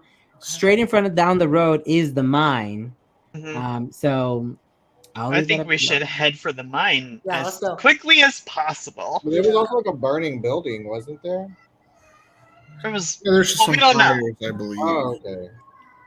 Do we want to check that out? I mean, Rafa's like, I feel like we should just go into the mine where we can hide better. But if you people want to save people. All of a sudden, you were hearing, get him. Ah, shit. Oh, crap. Is the whole group running towards us? They're behind you and now running towards you. Let's run for the mine. Run? Yeah, run. Well, okay. I'll say yes, I agree to that, but I'm also going to cast darkness at them in their area to like make them like hopefully stumble and bumble over each other as they're like running towards us. Okay. I like that. I like this. Okay, but we're okay. Yeah. How does the darkness? What is the area span for this? The area is a 15-foot radius sphere. 15 foot. Okay, and you're sending it behind you. Correct. I'm sending it in. Yeah, I'm sending it behind me. I mean, I'll turn and like give everybody that start to go before I like follow to turn and like throw it at them if I need to. Fantastic. All of a sudden, you guys are getting, that's great. So this group behind you, you are seeing, guys, this dome of darkness just fall. Well, those of you that want to look back, fall behind Eatsley, and it is pitch black. And you're like, hearing scruffling and voices like, who turned off the lights? Don't let them escape. And so some more people are coming out there, and to your left as you're running, you're noticing that one of the houses is actually on fire, but it's a small controlled fire. But there looks like they were burning one of the houses down. But from that area, there's more people coming. There's more armored men. So I'm assuming y'all are still going. Yeah. Fantastic. As you're going. Sure, if you want to, yeah. I just have short legs. I'll be slow, so I'll ride. I want you to roll animal handling. I want to see how well you are riding that pig. BT dubs to everyone. That javelina has been with us the whole time. Very familiar. Eats Me was trying to ignore that there was a large pig next to him the whole time he was talking to this group. I rolled an 11. You rolled an 11. I would say you're not barely hanging on, but you're like trying to grip at it. You're not there totally secure on this piggy. But yeah, you guys are booking it. As you're entering the mine, what you're gonna see is an overhead. The mine itself is into a cliff, so it is not going down. It's actually built into the cliff itself. There is like a techo. There is this balcony looking thing. As you enter the mine, you are seeing that there's how far into the mine are you going now? Also, could whenever they left, did Ralph leave his horse to get in the wagon? I'm going to say do we want the attractive horse to come to you? Is that what's happening? I would have got, yeah, I'll get on the horse and ride it. Oh my god. Yeah. That horse it was not really, you weren't really sure where that horse was. I didn't see that horse. I'm so sorry for Okay, the that's running fine. sequence. I'll turn into a horse. That's fine. I would like to do like a perception check. Rafa would do a perception check like as soon as he kind of crossed the threshold into the mine, if that's cool. So straight into the mine. Okay. As you're entering, how far are y'all entering? Can we go ahead and get the mine map, Adri?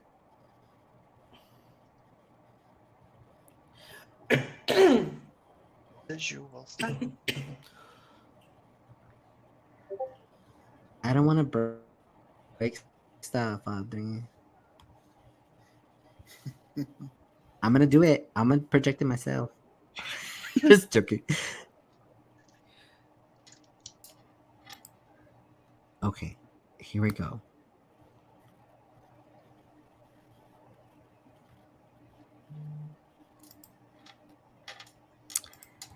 When Adri gets there. So as we're entering this mine, we're entering the mine itself. I'm gonna say, how far into the entrance are we going though? Like, Rafa wouldn't go in too deep without like looking around. Yeah, I think this. But could I cast fairy fire and make like little sparks of fire to help us see kind of like farther into the cave? Yeah, go ahead. Yeah. So you can go ahead and create those fairy fire. It lights up everything. What you're seeing is this kind of dome-like rocky surface absolutely everywhere surrounding you. In the center, it looks like a rickety, very old elevator shaft. And the actual elevator is there, and it is like waft. It's like barely there. Do y'all want to make any additional perception checks? There's a smell that's coming from the mine itself, and it just smells. It smells god awful, really. Well, I rolled a 5. I rolled an 11. 11. Anyone else? Sure. I'll roll perception.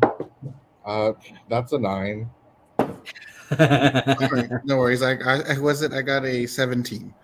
There we go. 17. So as Sereno is like sending this fairy flyer, Eatsley, you see immediately that at the opposite end of the cave, it looks like it was trying to be sealed off, but there looks like an archway, a small little archway filled with small little like rocks. It looks like they were trying to seal it off, but can easily be like fixed and just go into it. Well, guys, it looks like there was a kind of a thing over there. People try to put little rocks to try to cover it. They didn't do a really good job. And now you're also hearing, they went into the mine. They went into the mine. So people are still coming. They're still coming to chase you. What are we doing? So Rafa's like, okay, are we blowing through the wall, or are we using the creepy mine shaft elevator? What's the plan? What's the move? Maybe we should go through the wall. I was like, I do not trust that elevator. Sounds great. Who wants to bust through the wall? I'll do it. Also, is there like never mind. We'll just go. I'm not gonna lie. I thought the javelina was gonna do it. Like, are you riding the javelina through the wall? I'm riding the javelina still. Here we go. So Johnny, can you give me a strength check for the piggy? Yeah. Let's see. I have his stats. Okay. Yes, perfect. Thank you for the sound. He rolled a 12 for strength. No, wait. Yeah, 12 for strength. A 12. You know what? They really didn't do a well job. I'm gonna say it just pushes these rocks over. There is a tunnel there. All of a sudden, you start hearing some guns going off. Bullets are flying. One of the bullets hits the elevator shaft. All of a sudden, the elevator shaft falls. It is plummeting. Like, I'm very glad y'all decided not to go on there. Yeah. And you hear a big boom as you're entering the little tunnel, because you're following the little pig. All you hear is, seal him in, just seal him in. And another explosion happens, and the entranceway that you came from is now blown. I want everyone to make, it's a pretty big blast, so everyone make a I'm gonna say, let's do dexterity. So everyone make a dexterity saving throw. How do you do a saving throw? So Oh, I on see, the I see. on your sheet, oh yeah, okay. Oh, and not one. Oh no. Wait, sorry, where is it? Okay, so you are gonna get blown It's off on the pig itself. the top left saving throws of the character sheet. Oh, got it. And what is it again? I'm sorry. Dexterity? There's like each one it's like it has like strength, dexterity, constitution. Yeah. And am I doing a strength or Dexterity. dexterity? Got it. Dexterity. Yeah. Okay, I sorry. What rolled- happens to me? I rolled for Serrano and Cacahuate, and we both got 14. Nice. So y'all were able to keep your footing for the most part. Guillermo, I'm sorry, you flew off the piggy. You smacked your head against the wall. You're taking Oh, 2 points of damage, but you know, you just, oh, that just hit you right there. And I think this is a good time to take a break.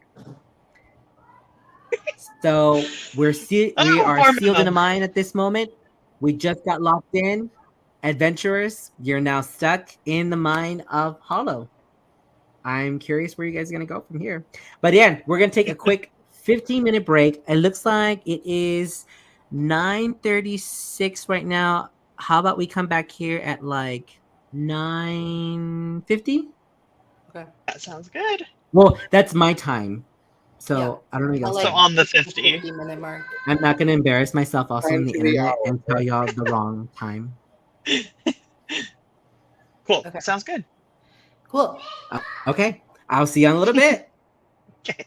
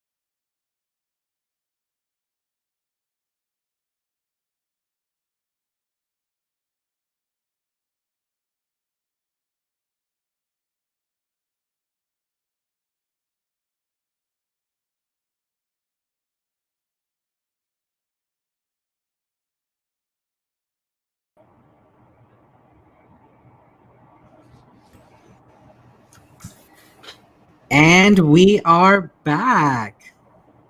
Welcome back, adventurers. Welcome back, viewers. Again, we are not professional adventurers. This is a charity campaign that we're raising money for Binders for Brothers in SA. If you are just joining us, our adventurers just made it to the town of Hallow, which was vacant. They were being chased by the armed men of Mr. Eats Me. Eats me. I was like, eats me. Sorry. um, and they've been shot at, and they have just been sealed into the mine itself. Now, I will say we did get a donation a little earlier for an advantage specifically for cacahuate. So please remember, Magical. Sereno, in a bit, whenever cacahuate does have to make another roll in the future, he can have advantage. And that will pretty useful. So, adventurers, the fairy light is still on. There's dust and debris. We just saw that elevator shaft go all the way down, hit kaboom. Go ahead, describe to me what's happening. What are y'all thoughts? Anyone can chime in. Guillermo, you just hit the wall. You flew off that pig and you smacked your head into that wall. Like, I'll be okay with the power of friendship. It will be okay. And I like slowly get up. I'm like, it's okay. Don't worry about me. Rafa is like just splayed out on the ground, hearing that from Memo, and is like, maybe I'll just stay here and die. Well, I wasn't knocked down, so I think like Serrano and Cacahuate are kind of just inspecting like the shaft. Maybe like specifically if there are like any sort of like plant life in there. Plant life. Okay. There's no need for a check for that. Like it's barren. It is dry. If anyone wants to roll a perception. Okay. Or Sereno, if you want to roll perception since you're by the shaft itself. Oh. I got an 18. Yeah, I got a 17. A good old 5. 9. 17. Well, it's not too much. What you're noticing is that there are distinct scents that you're getting. The fairy light that Sereno did just getting in here is very helpful. So you guys can see it's not dim lighting. You're seeing everything around you. You're seeing just rock on rock on rock on rock. If you peer through the elevator shaft, if you're looking down, it is pitch black going all the way down, but there is a smell that is wafting through there. It smells a bit of decay and another scent, like an incense. It's very, very, very, for those of you that got Like copal. 15 or higher, there's a small scent of a fragrance, like a small incense. But yeah, all around you, again, you've been caved in. There's where you once came from. It is just pounding rocks. It looks like the fuse was already made for this instance. So it looks like this wasn't something that was unplanned. You just got involved. In the small area that Cacahuate punched himself through, there is some cleaner air coming from that direction and fouler air too. So it's not even a saving grace. It's just there's a tunnel and it's kind of steep. So if you're looking through there, where Cacahuate went through, it's a steep way kind of going down, but it's walkable. But yeah. I'll follow. Let's go. Yeah. I think following Cacahuate is probably the best thing to do at the moment. Oh, yeah. So as you're following Cacahuate, you're following a small curve. This ceiling way, this entrance, this tunnel itself is about 10 feet up, top to bottom. Again, rocks on the side, not too big of a space. It starts opening up, though, I would say it was like hand to hand the wall itself, but now it's actually expanding a little larger. You do see a light, no longer from the fairy light, but a door at the end of the tunnel. There is a door, weird little white knob on it, and some light that's coming through there.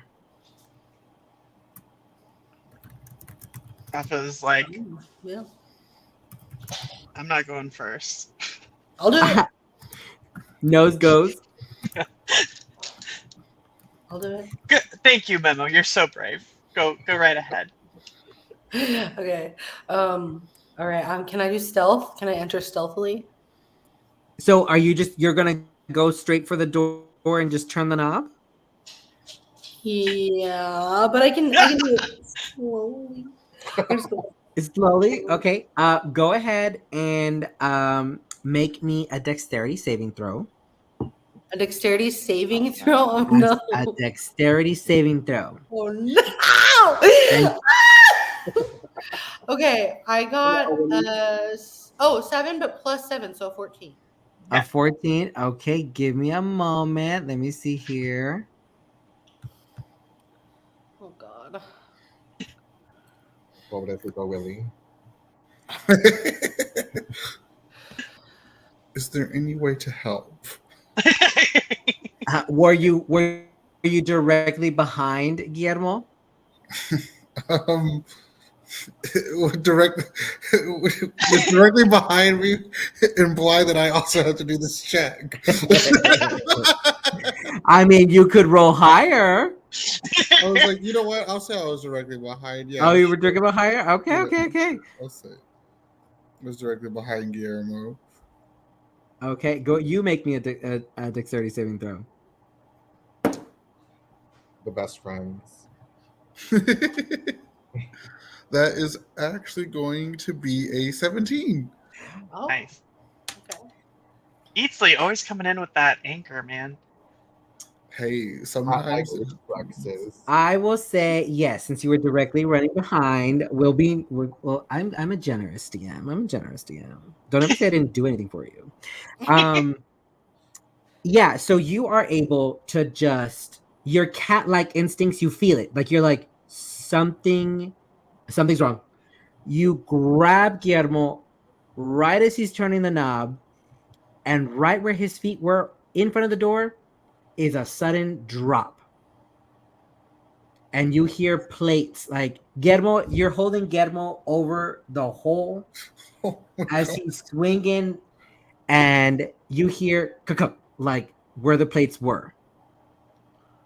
Oh my god. You almost fell.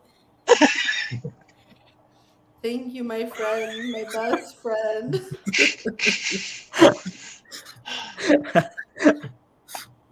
You need to watch your Okay, step next time. I'm glad it was me. I kind of wander up to where they are and like look down the shaft and check things out and go like, yeah, that would have been shitty, dude. Yeah. Yeah. Did the door open though? The door is slightly ajar, Okay. and what you're noticing is that since Guillermo, you're right there, you do see some shadows and some scuffling of papers, but you do hear a little bit of sound and some steps running down. You just and so that's what you hear. The door is still ajar. You can't see anything just yet. Again, you are being held midair, so it's up to you at this point.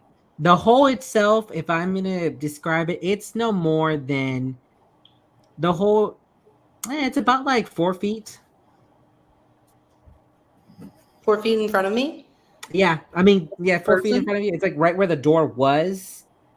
That's where the hole is. The door is still there, but at the edge of the door, it's like there's the hole. So Can I cast my friend's cantrip, which gives me advantage on charisma? Oh wait, that's just on charisma, directed at this creature. There's no creature. Oh, this You're person. being held up. You're being held above a hole. Oh, I thought there was And there's- someone in there. There I think was. They spirit. they Left you already? heard the scurrying and they probably ran out. They're Like gone. ran the opposite direction from where you are. They're not coming through the door. Okay. Okay. Well then, We just go in. you want to just like throw me after them, and I can chase them? It's like, I mean, we can lower down, right, without any issue. I'm assuming. I mean, you guys can make it across. It's not that big Okay. of a hole. Like you Yeah, can let's jump across. If you're gonna do anything fancy, you can roll acrobatics. But if you want to toss Guillermo, if he's willing, then you can just toss him Yeah, to throw open the me door for you. across. You want me to throw you across, or you Yeah. want me to jump across while holding you? Ooh. That one sounds better. I'll make you roll for it. That's what is. I'll jump while holding your move. Okay. Okay, let's roll acrobatics then, just for the complexity of this, because you're not jumping just by yourself. Right. That's not beyond. Give me a moment. I got a 15 on the die itself. Okay. That's fine. Okay, cool. It was a DC 12. It's fine. Wonderful. Yeah, you jump across. You're still holding Guillermo like this. Here's your lunch. Be good at school. Everyone else, I'm assuming you're coming into the room. Yeah. Yes. Serrano will toss Cacahuate into the room. He's going to toss Cacahuate. Yeah, he's gonna help him get over the hole. So he's just gonna. Oh, that's right. This piggy. He doesn't want to jump. No, I'm gonna toss him. Go. All right. Yeah. Okay. Yeah. I can go ahead and toss your pig in there. Okay. Once you guys are in the room itself, you notice the room is filled with blood. Like there are two bodies. They look like they're being experimented on. And they're on these two tables in front of you. They are just corpses, but still kind of fresh, right? To the left of you is images, some darker drawings, sigils, some lab notes. Yeah, I leave it up to y'all They're dead. for the time being. Oh. Wish I had speak with the dead, but I only have animate the dead. Yeah, I don't have anything. I mean, I guess I'll do. Can I roll Arcana to see like if I sense like any magic that's gonna stir as we're here? Okay, yeah. That's a good one. Go ahead and roll Arcana. Let's say give me a DC 14.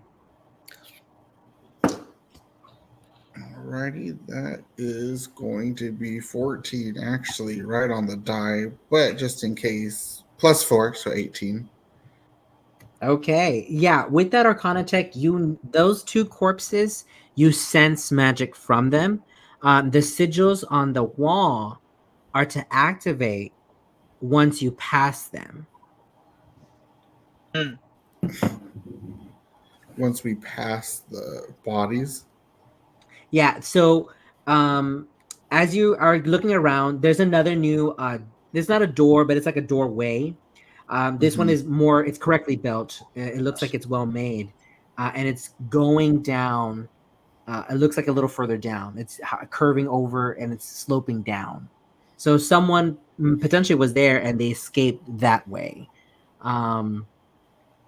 But there to the left, you do have the whole desk, some lab notes. You know that these two corpses are in fact enchanted. So we can run after who just left, y'all, but if we go past and go too far, these corpses are about to. I'm not sure what exactly, but they are chained to the sigils on the wall around us. What if we break those? I'm willing to try. Like in my equipment, I have a shovel. Could I just like try to like hit the wall like with my shovel? Sure. Are you gonna destroy like the lab itself or Try to the like, paperwork well, just or? kind of like, so like the sigils are like on like inscribed on the wall. Mhm. Is that what? Like if I could just take like the shovel part to the wall to where like maybe it'll crack it. Okay. Okay. Yeah. So you do so.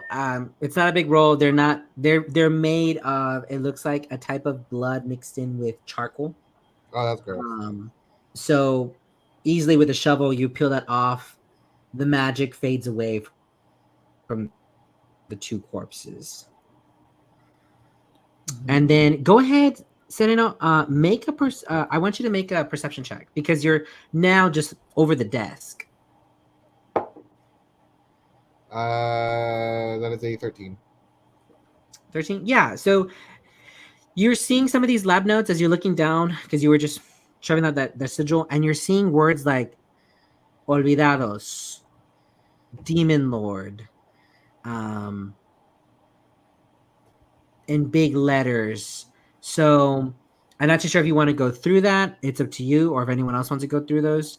But you're getting the make out of these words. Yeah, I'll be like, this says something about Demon Lord. That sounds pretty cool / evil. So as he's showing this to y'all, anyone that is grabbing this really, because I'm not too sure if Sereno even wants to read it. But you're understanding that it looks like this room is for experimentation, and olvidados are the apparitions of the dead that have returned to the world, like La Catrina. These are friendly beings, full skeletons that don't remember the afterlife, but are brought back. They have memories and personalities of when they were once here alive, but they themselves don't know why they're brought back or what is the magic itself that's brought back. You're seeing big words mention La Catrina, and then big red words saying like Pususu. So it looks like whoever was in charge here, they were trying to create olvidados themselves, but in a demented magic, in a more of a evil magic, really.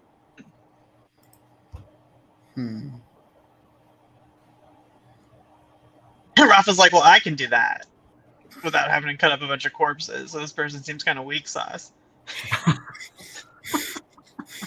Also, I think we should I'm just going to remind everyone that in the letter it said the dead are not our enemies. And I Oh, feel yeah. that's... Oh, yeah, that's not scary. So, Yeah. like, sounds like we need to talk to some dead people. Yeah. Okay. What are we doing, adventures? Again, the two corpses, they're not going to bother you anymore. Ainsley has already taken care of that. There is that doorway and the tunnel headed down. All right, let's go. Let's do it. Continue on. So we're gonna follow suit.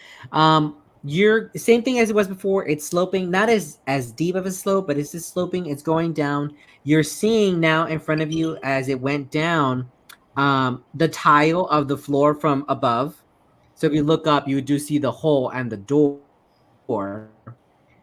This next room is covered in remains. Like there are rotting body parts, there are skeletons, all types of creatures too. It isn't just human here. There's birds, there's random stuff in here.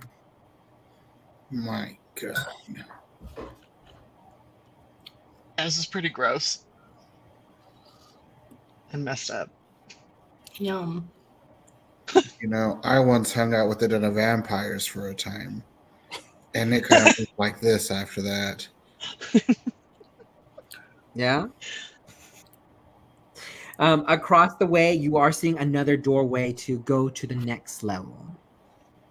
This looks like, honestly, whatever was not needed from the experimentation, or if something went wrong, it was thrown down that hole and put into this room.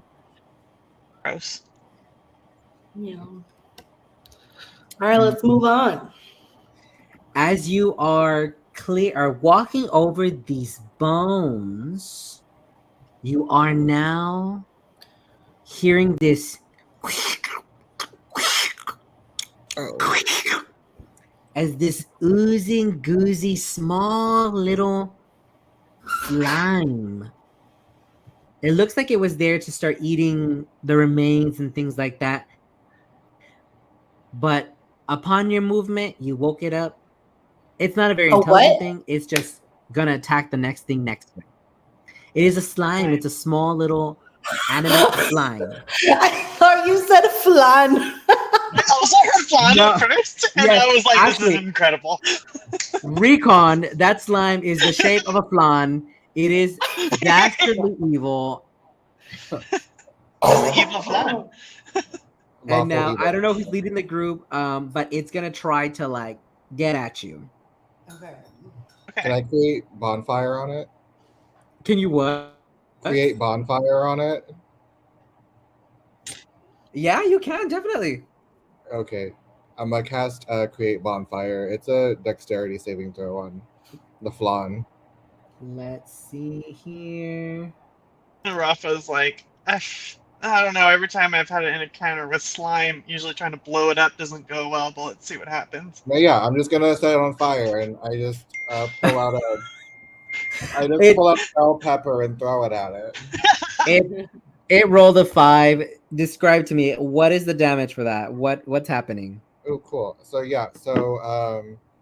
Sedano pulls out a bell pepper from his bag of chiles and throws it at the flan, and the bell pepper just bursts into flames whenever it hits flan. It's not rolling on the thing, so this would be 7.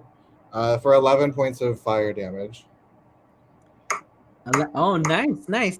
Okay, almost. You're seeing. So you guys are seeing. He's like, it's not a threat right now, but he just throws this chili pepper at it. It starts bubbling. This little flan is just jiggling like crazy, and you hear it squeaking like, and it splits into 2. Fuck. Rafa's like, damn it! And now there's 2 flans, and they're like, click, click, click. Can we eat them? How big are the flans? Oh, these creatures are barely the size of a chihuahua. Like they are. It's a small. It's a large Like- flan, but it is a small creature. Yeah. So the bonfire fills a 5-foot cube, and if they split and they're still both, I guess, within this 5-foot cube, they do have to make the saving throw whenever it moves into the bonfire space for the first time. So are these two Oh. rolling dexterity saving throws for being born in the fire? What is the duration of that? Oh my god, that Up poor to a slime. minute. Up to a minute. Also a 3. You guys saw this slime. It's up to a minute. Let me do one more. The flan splits into 3. Well, into 4. Oh, that's a nat 1. Yeah, they completely. You just think, yeah. Oh my god. And yeah, Maybe while that that's happening, you got just rid of the run. slime. Wait, what? Like maybe while that's happening, we just go run while the flan's getting baked. No, yeah. If you guys wanted to, you can run past it while this little flan is dying in this little cube of fire. I'm kind of But yeah, excited onto to you guys eat are it, just but yeah. on to the next level. Now, as you're approaching this level and you hear in behind you, you are starting to see it's not the best, but it looks like an attempt of making a comfortable area.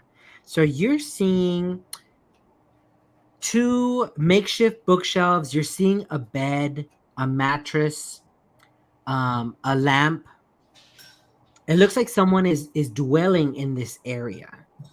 But that's what I was saying. So as you're entering this room after your little slime endeavor, to the left you have 2 bookshelves. To your right you have a little nightstand, a makeshift bed.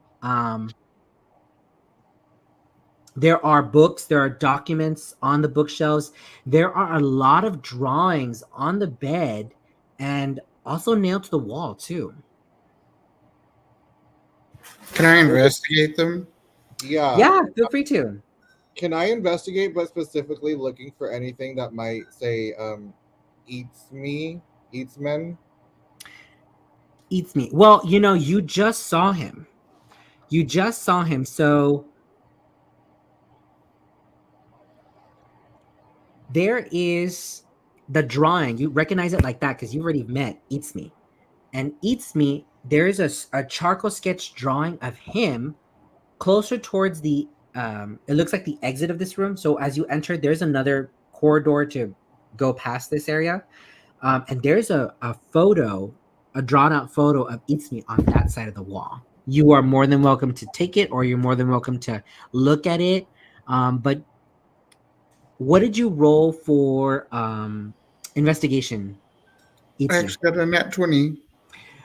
Oh, okay. Yeah, you are a hound. Well, you are a tabaxi. You're a cat. You're like cat eyes are scanning every book. You are noticing some young adult books. You're noticing some beautiful little arts. There's like random depictions of the town of Sitlan. And if Adri, if you want to pull up the first map, the main map, there is the map of San Sitlan and the borderlands, and this is the rendition of it. Like it's very beautifully done. You read Milpasul on the over here. You see the sun now where you guys are, the hollow. You're seeing some connecting dots, so it looks like potentially there is a tunnel to the city, so there may be a way out of here after all, is what you're looking for. As you were still checking, so thank you for the map. As you were still checking, you also come across about 3 scrolls. 2 scrolls are of lesser restoration, and 1 scroll is to summon familiar. Do those with what you may. You can inform your patriots or not. There is also, next to the bed, there is a desk area as well. So there's a small makeshift desk. It looks cheaply done, and a chair. I forgot to mention that as you entered. But going through the bookshelves, you notice, it's a bunch of books. You got those 3 scrolls, 2 lesser restorations, and 1 of the summon familiar. And yeah, you're just seeing a bunch of drawings. It's a bunch of drawings and some feathers. So I found these scrolls, and based on what I'm gathering here, there's probably a way out of here. So we may just need to keep following the tunnels. Anybody want some scrolls? Sure. I don't. I'll But take it. The feathers are interesting. Can I see if those are owl feathers or not? Yeah, go ahead. Let's roll. You can roll animal handling, like to investigate what kind of feather this That's is. 15. Oh yeah, this is definitely an owl feather. You can tell that this is basically for the basics. Like, this is an owl feather. Is anyone investigating anything else in the room? Someone should investigate the desk. Okay. No, check out the desk. Okay, I'll do that. I will. Best friend. I'll be giving a scroll, the lesser restorations, 1 to Serrano and 1 to Guillermo, since Guillermo has taken some damage here. Okay, what does lesser restorations do? It cures It can cure a disease or a disease, poison, Okay. or anything that ails a creature. Okay. Cool. Thank you. Something familiar. Okay, so I'll roll investigation on the Okay, that's a 1. Yeah. Can I just You look at the go to desk and check you're it like, out and I fall and mess everything up? Just fantastic. They said they were helping you. I think Rafa said he was helping you. So, Okay. Rafa, if you want to roll investigation. Yeah. I'll go ahead and do that. Oh man. That's a 19. Oh, A wow. 19. Better. +1, that's a 20. That's with the +1. No, but mine is Okay, +1. yeah. Right? Because I rolled a 1. So Guillermo is like, yeah, Rafa, what you see is that you're seeing some depictions. There is a beautiful house that's drawn, and you see in calligraphy, it says home. You're also seeing these darker drawings looking like a shadow creature, some type of demon being drawn as well. With that roll, you're pulling open some of the drawers, two of the drawers. You're noticing that there's a locket. It was kind of in a crumbled piece of tissue. But as you're opening it, you're seeing there is a locket and there is a woman. There's only half the locket, so this is half of it. But there's a beautiful woman that's on here, an older woman. But yeah, do you take that with you, or do y'all Yeah, take anything I'll take in it this with room? me.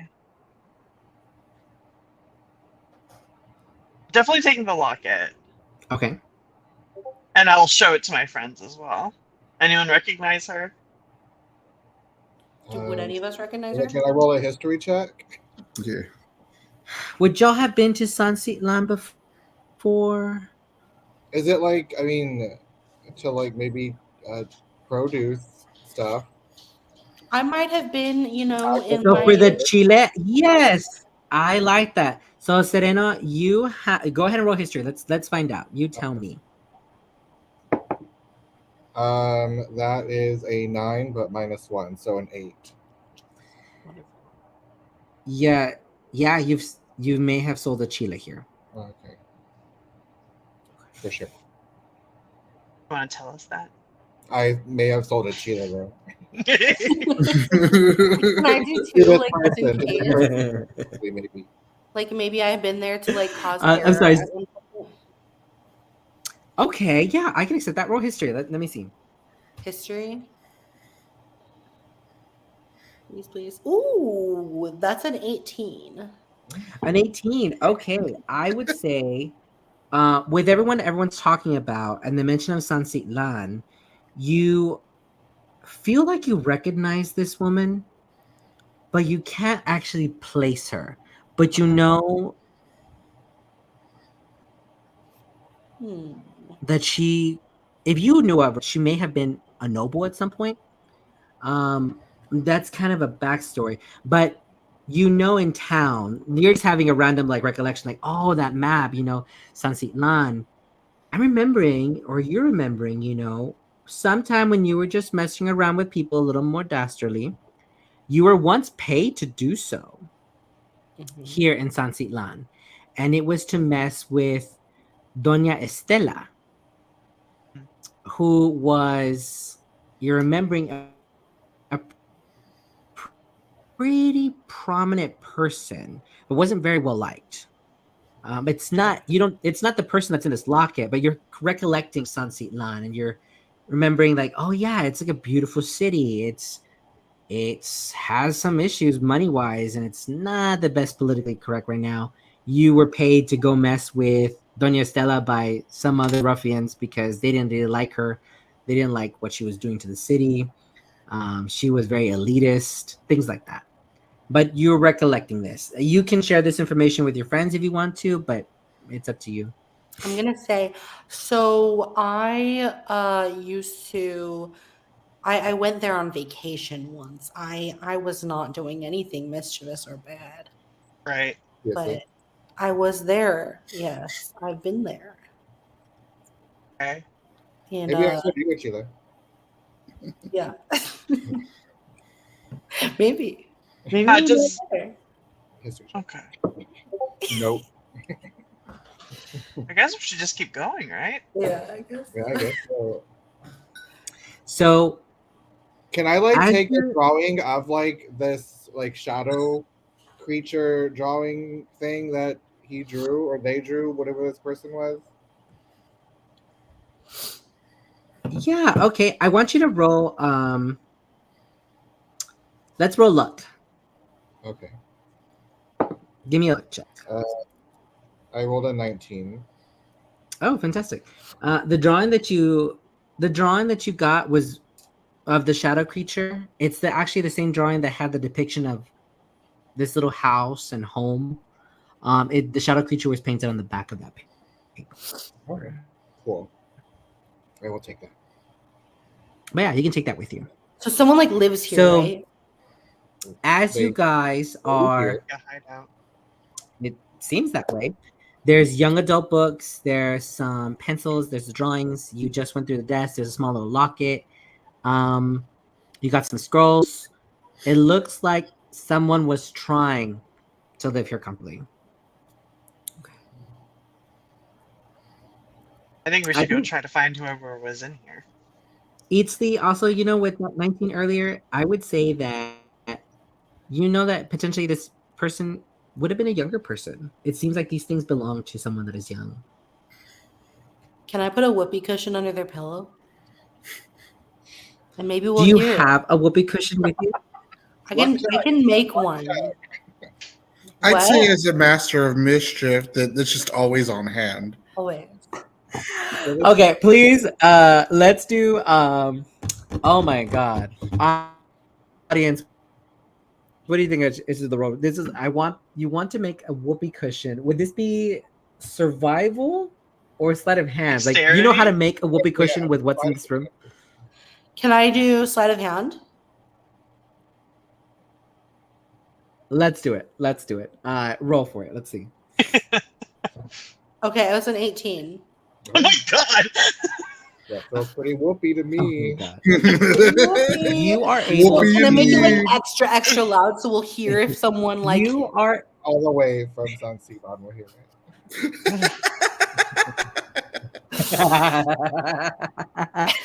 Oh my God.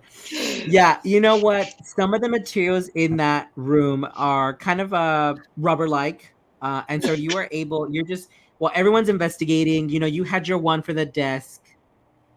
You're making this up. What does your whoopee cushion look like? You tell me There what your were, whoopee cushion there were lots of innards, I would assume, in that Um, Oh place. yeah. Like, you could have just made some tripas whoopee cushion. Mhm. Uh-huh.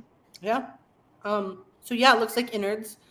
And but it's hidden under the pillow, so they won't be able to see it. I'd be able to smell it. That's okay. That's fine. It just adds to the mystique. Right. Yeah, Yeah, it adds. that's to the fantastic. I love Yeah. you, Guillermo. Guillermo is Yeah. just Guillermo from Known World who makes whoopee cushions. mystique. Out of the- Okay, and so Itzli, you said that you think that this room, like it's a younger person, or the locket. I mean, just based on the things around here, I think it's a young person for sure. Okay, Or a little mountain So- person. right. Okay, so what I'm hearing is that I probably shouldn't just go blasting down the tunnel with something. If we care about children here. I mean, they got Dragon Blood ring like fully right there on the desk. So That's true. Okay, should we head down? Yeah. Should we try to catch up with them? I think Let's maybe go. we should. Do we want to do it quietly, or just go? No, I think they know we're here, so Yeah, I let's think we go. can just go Let's- quickly. Then we go. Yeah.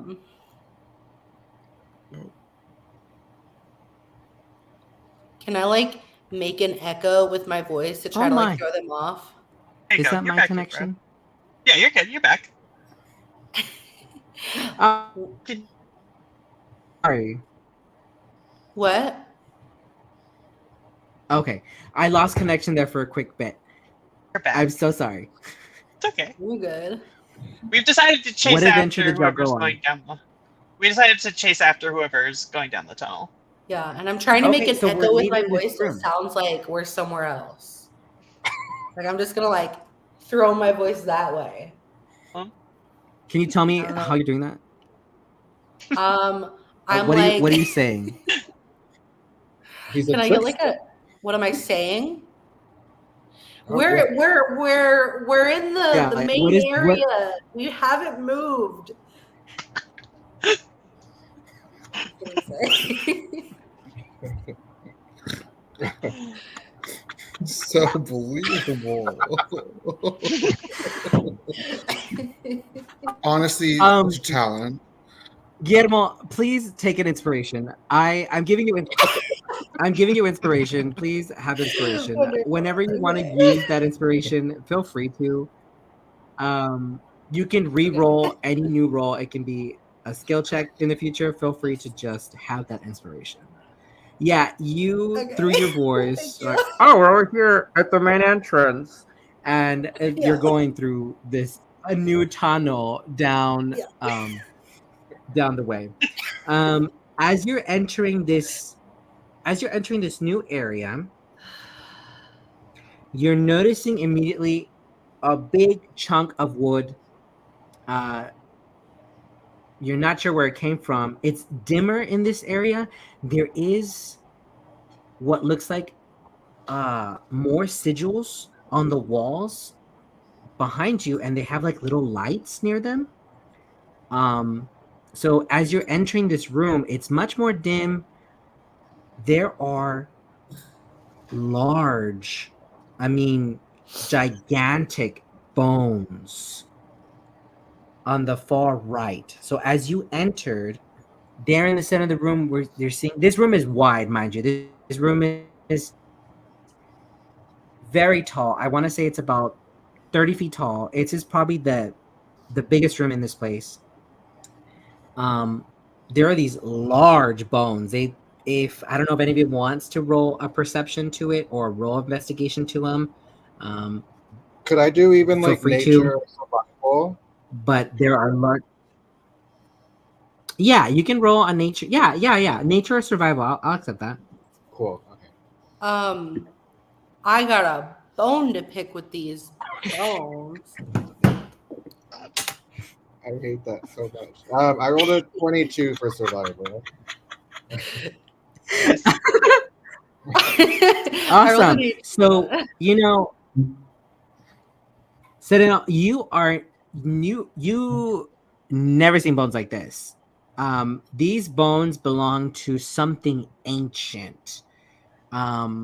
Thunderous titans from the past, long, long ago.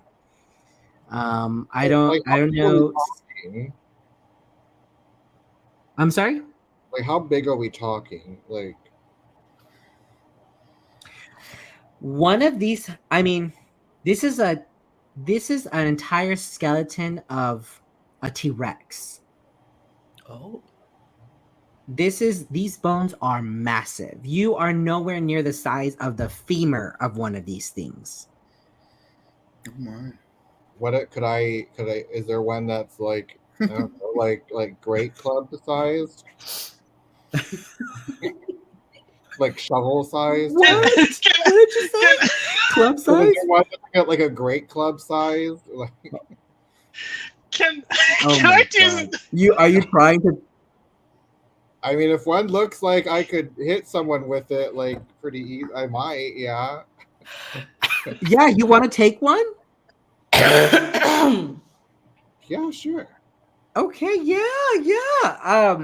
Pick it up. We start doing a little It's dusting. heavy. This is a heavy bone. Okay, I'm looking for one that's like baseball bat size, if there is one like that. Maybe a little bigger than baseball. Sedano's like 6'4", so like a larger baseball bat. I will say Like a nice rib. I got one for you. Those ribs are massive. The toenail, like the claw at the extent, like the end of the bone, is about, I would say it is about the length of your shoulder width. Oh, If okay, you want cool. to pluck that out, Yeah, like a spear javelin sort of situation. I also like toenails. Oh my God, can I?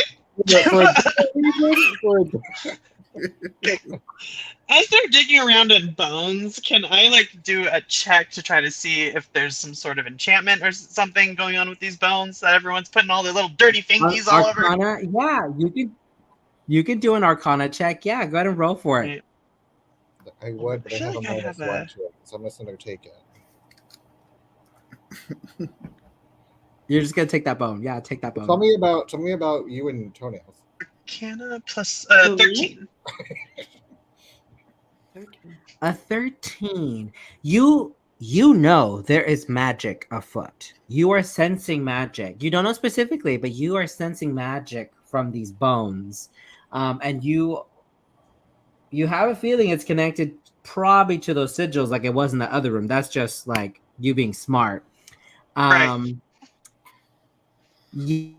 Yeah, you Do I think they're Sereno literally dangerous? has a big toenail. I'm assuming you're sticking this in your backpack. He has like a leather harness that he keeps his shield on. I'm just gonna like put it with my shield. This big Am I toe. getting Yeah. bad vibes? Disclaimer to viewers: I don't know if dinosaurs had toenails, I think it's a They have claw. talent. Yeah. but I am, talons. Right? Okay, yeah. I'm just thinking like, oh yeah, it's a talon. You can just pluck that talon out. So no one come at me being like, Sister Brujaja didn't know dinosaurs had shell-sized Don't ever say bones. that. Yeah, like I used to be in the business of stealing toenails, Right. and For Yeah. like recreationally or like Have just blood to for put other on something a people. little extra. I sometimes would accidentally take the whole toe, but I think now I'm a changed man, and I think I'll leave the toenail stealing to you. Oh, well, I'm gonna take it. If something happens, Oh goodness. Do you tickle toes? I like to tickle toes too. Yes.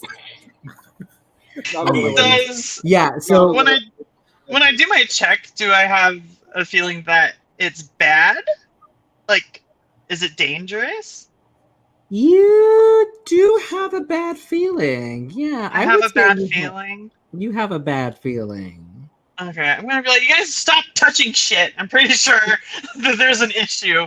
I'm getting bad vibes. Are we gonna have to merrily escape? Someone throw him at the bone. So, go ahead and What if I go ahead. One of y'all. So there's like sigils there that we know are tied to these bones. You don't know unless Rafa has told y'all. Unless you want to do an Arcana check.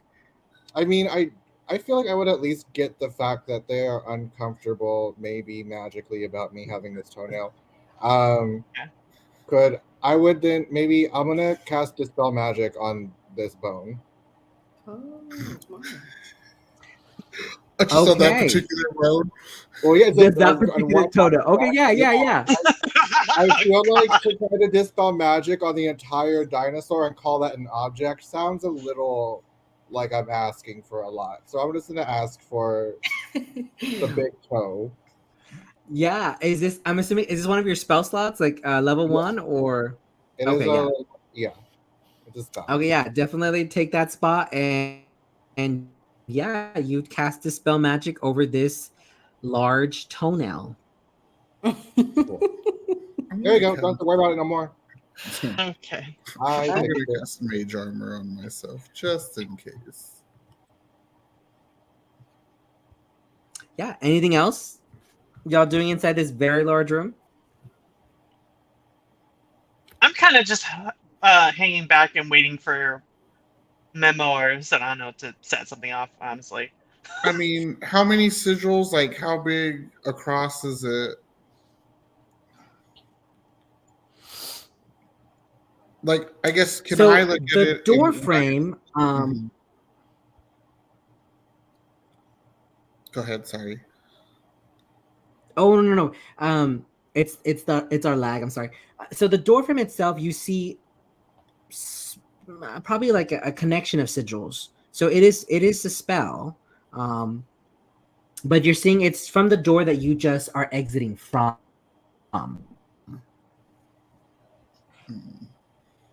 We can get rid of the sigil. What if I turn them all upside Right. down? What? Or that, I mean, or we could just get rid of it. Yeah, we could do that too. That's a good idea. We I just think like the plan would be to start getting rid of the sigils.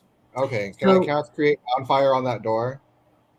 As you're starting to create bonfire, I want uh, uh Rafa, go ahead and make a perception check.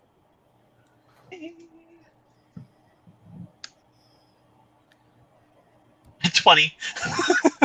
17 Nice. plus 3. So we're seeing they're casting bonfire on this sigil, and the light that it's casting is there's another entrance across the way. The flame of the bonfire, it looks like okay, there's a way out. It's that way, but there are 3 figures now standing there.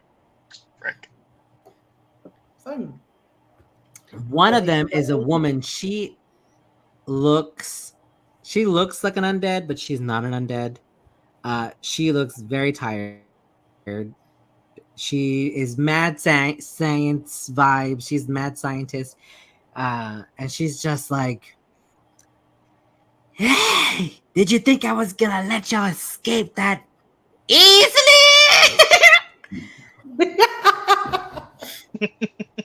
Could have sworn. And so we're gonna roll initiative as she snaps her fingers. And you start seeing the bones, the very large bones, with the exception of the toenail, starting to collect and make the figure of not just one, but 2 very, very large creatures. Are there any other behind- bones in this room aside from them? Any other bones? No, Mhm. just those big bones. And some like huesitos from like the little mice that probably, owls like poop out at the end of the night, stuff like that. The little huesitos from the mice, that's not being affected. And is this a spell Alright. she cast? This Doing initiation or initiative? Yeah, roll initiative. I'm so sorry, but yes, this is not so much a spell. It was something already created in the platform around you. I see. Okay. Had a nat 20 plus More like a 3. ritual. You know what's funny? I got a nat 20 plus 4. Let me get those. Jeez. Well, damn. Okay. Are y'all rolling digitally? Oh my god, y'all are on a roll. I love it. Okay, so I have a 24 for Guillermo, a 23 for Rafa? Yeah. Yeah? Sereno. 14. And I got 10. Freen. Eatsley? 10.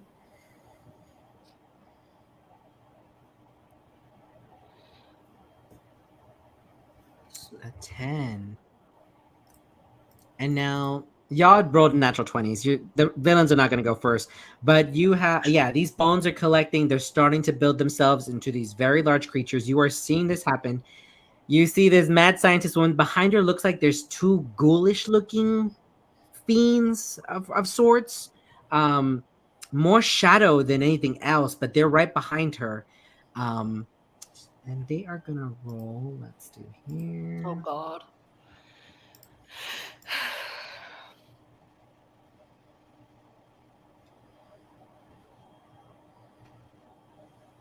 What's that face? I like how it paused. Oh my god.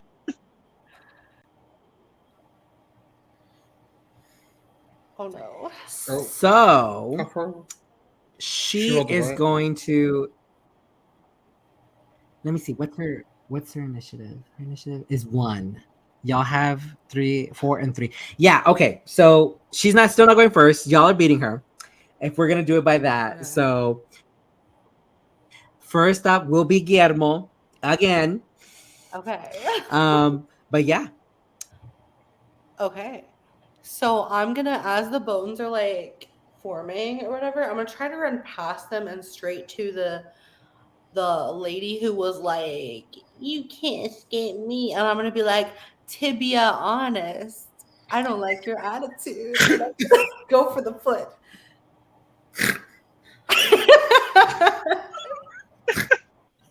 No bones about it.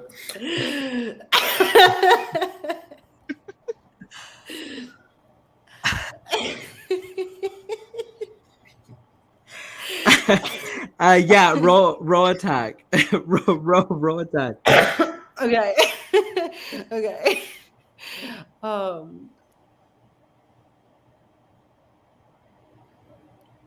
That is a 21.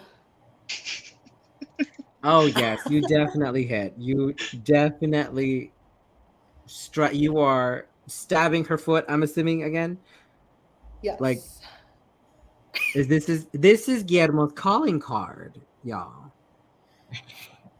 What? This is how you know he was I like here. that beat.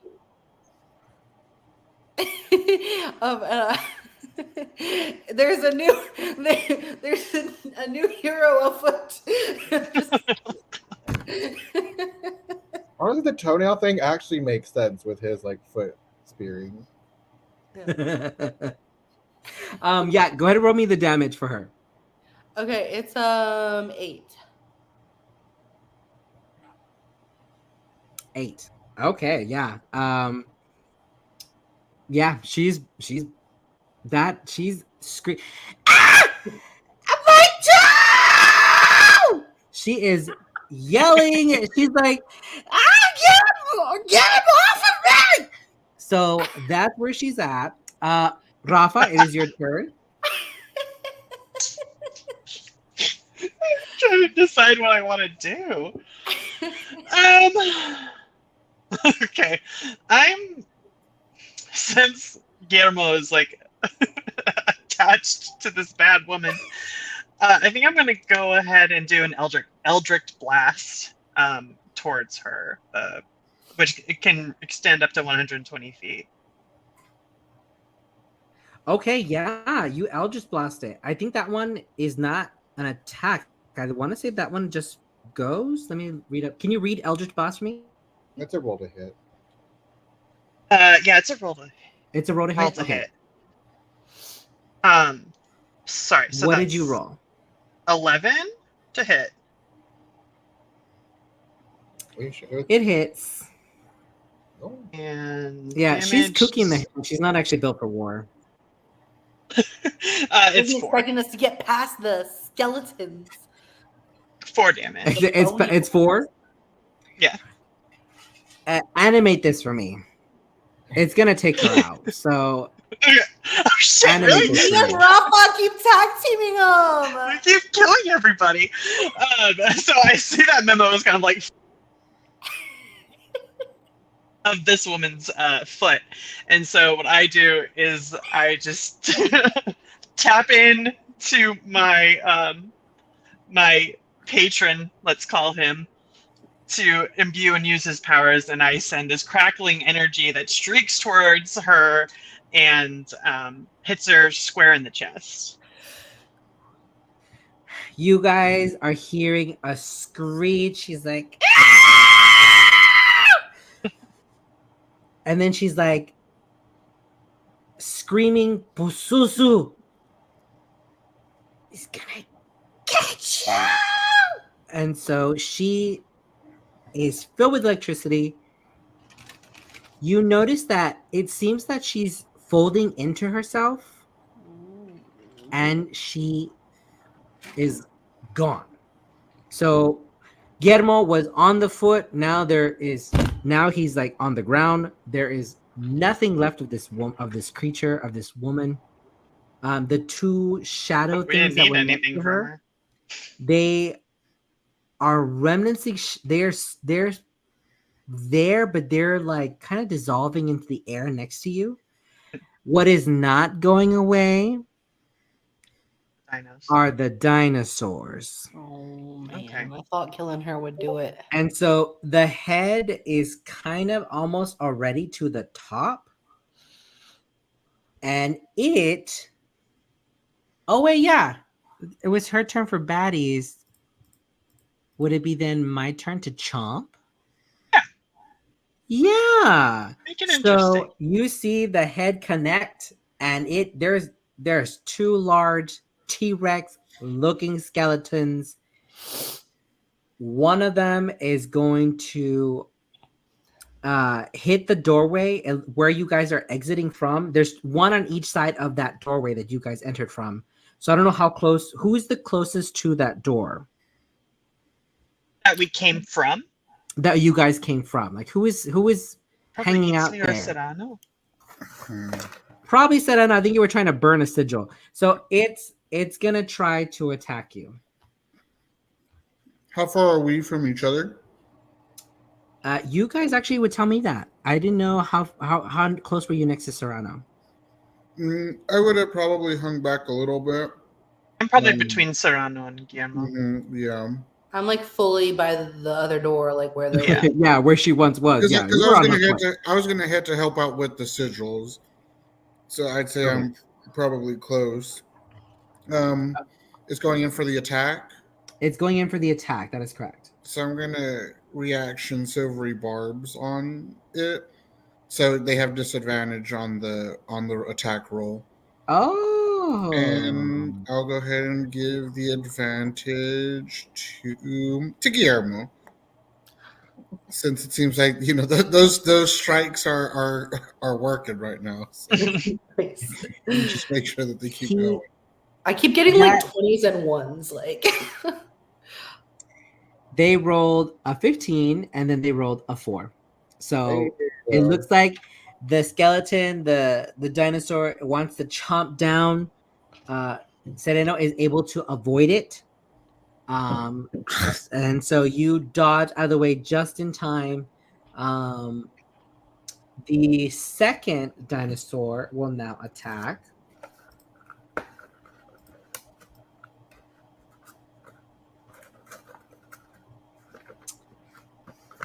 Where is your character sheet? Yes, they roll a 17. Does not having a toe give him any disadvantage? Probably not. No. And who are they attacking? It's attacking the second dinosaur is now attacking Sereno, and I'm assuming it's 17 hits. Yeah. 17 hits. It is gonna be for 14 points of damage. Oh my god. Oh my. And that is it for their turn. Sereno, it is now your turn. I am gonna just I'm gonna run 30 feet towards Guillermo on that side where the other way out is. Okay. They will take opportunities of attack. I'm going to also use the dodge action, so it'll be at disadvantage. Okay. Let me get your rolls here. Oop, I do that for everyone to see. My bad. Yeah, so there was a 2 and a 3. You are able to evade both another chomp and a step of a foot. But as you're taking that dodge forward, you're noticing they're not following you. So they're not following you towards that other side. It looks like they're actually stuck in place here by this side. Cool. But that's good to know. Their reach is pretty long, though. I will say that. And now it is Eatsley's turn. So they're blocking where we entered from, right? Mm-hmm. Okay, but not where we need to go. Mm-mm. Okay. I will also start heading in that direction. What I'll go ahead and do, again, I don't know like the distance of the thing specifically, but just because it helps my movement, I'm going to go ahead and also use my feline agility. So when I move on my turn in combat, I can double my speed until the end of the turn. It's like, so I can move 60 feet. Okay. Instead of just 30. I'm going to go ahead and make that, and as I go about, I think what I'll also do is cast.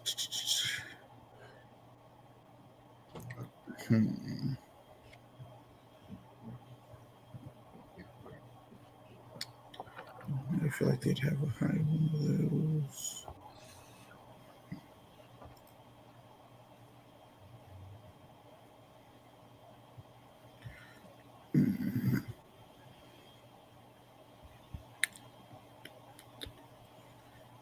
Yeah, no, I'm gonna go ahead and just make it towards where I can head towards them. Okay, I'm gonna say all of y'all are heading towards this exit, like you're just going through there. Yeah, as you can tell, these creatures are not gonna be able to fit through this thing. But yeah, they're not really pursuing, so y'all are out of combat. Yay. I didn't expect those 20s, guys. Y'all are on a roll. Y'all are really, you're getting this. All right, we're going through this tunnel. You're going through this tunnel. The air is getting cleaner. You are getting more air current. And as Italy had said before, this is probably going to be a way to get to Sunset Land. As you're approaching and you're walking together, you start hearing festive music. You are starting to hear some fiesta. You're starting to hear some corridos. You're starting to hear some glasses tinking. You're hearing, people laughing. It's music. It's great. Like you, it's great. And let me see. You are starting. Did I share it correctly? I think I'm sharing it. There we go. As you're approaching, all of these gritos, all of this information's coming in, and Guillermo, because you've been here before in your mischievous ways, and you, Rafa, because you've also grown up with the Sisters of Perpetual Indulgence, you're like, hey, that is tonight. It's the night of the remembered. It is the night when all of our ancestors come to visit us, so that we live their stories once more, and they are here with us. They eat with us, they drink with us, they laugh with us, and you're remembering this information. You're remembering Sister Bruja talk about her old abbess that used to be a pain in her neck, and one night of remembered, wanted to do some random drinking contest, knowing full well that nothing was really going to affect her that night. So you're running through these memories, Guillermo, of the night of remembered, because, potentially you used to take some of the food from the dead and see if they would chase you. So that was a lot of fun. But yeah, that's what's happening. You hear these sounds, you're recollecting this. Itzli, I don't know if you would know about the Day of the Remembered, but if you do, maybe you're going through some memories yourself. And Sereno, what do you think Cacahuate is thinking? I don't know. we haven't talked about him in a little bit, so I'm very concerned for Cacahuate. He definitely made it out. He's fine. He's fine. Fantastic. But yeah, you're walking, the air is getting cleaner. As you reach this area, you're noticing it's kind of like catacomb-like now. There are some indentions in the wall where bodies should be, but there are none there. But there is a steel ladder that's going up. And so I leave it to y'all. We just go. These are some empty holes, and I don't know how I feel about that. Don't worry, it's just like the skeletons that are hanging out. That's where they usually are. But tonight's like the special night where they get to come alive again. So I'm pretty sure that's what that is. Can I ask one of the party goers if they'd seen a child run through recently? No one's actually here in the tombs area with you. They're up. Right now, you're They're up. still under the city. There is a ladder that's going up. You are welcome to. Yeah, I'm gonna go ahead. Rafa's gonna do it anyways. Yeah, we'll follow. Okay. Same. Yeah, so you guys start climbing up, and that previous image that I showed y'all, as you're climbing up, people are paying no mind. They're still talking to each other. They're sharing stories. They're drinking. There are some sellers, people with throwing some confetti in the air. It's very festive. No one's really paying attention to you emerging from the ground, in this shady style. So y'all are able to just emerge from there. Where are y'all going? Well, first we need to look around and see if we see anyone suspicious or like, because Rafa's still hanging on to the kid thing that Itzli said, so I'm like on the lookout for a kid. Yeah. No one is really paying attention to y'all. You don't see anyone particularly suspicious. I guess would, because that stench in there was pretty like grave throughout the entire experience. Would that stench potentially be latched on to this potential child or person? And if so, can I try to smell Oh my for gosh. that scent? That's gonna be a little bit of a high DC, but I like that. Yeah, roll for that. Let's roll that. You're using your feline powers. Talented. That's a 17 on the die. 17. Okay, yeah, Plus 3, so what is it? Dirty 20. If we're doing perception, since it's smell. Okay, yeah. Okay, dirty 20. Fantastic. I'll let you have it. Yeah, that particular scent of rot that was being experimented on, that kid definitely was in contact with that. So you're able to pick it up. Obviously, the strongest is where you just were, but there's a small scent of it going north, probably northwest from your current location. It's very slight, but you can pick it up. Guys, I got something. Kind I of just can't get that smell out of my nose, and there's a little bit of wafting towards the northwest. I don't know if we want to head that way. Maybe we get some answers. Yeah. Can can Serrano wild shape into a Sholo and with the stats of a Mastiff, so I can get advantage on perception checks that rely on hearing and smell? Asholololo. What? Yeah, you just want to do druid shape right then and there? Yeah, that's right. We'll just be heading that way, and we're taking step left, step right, and all of a sudden, someone might see Serrano and then look away, and then all of a sudden he's like a dog just kind of walking along with them now.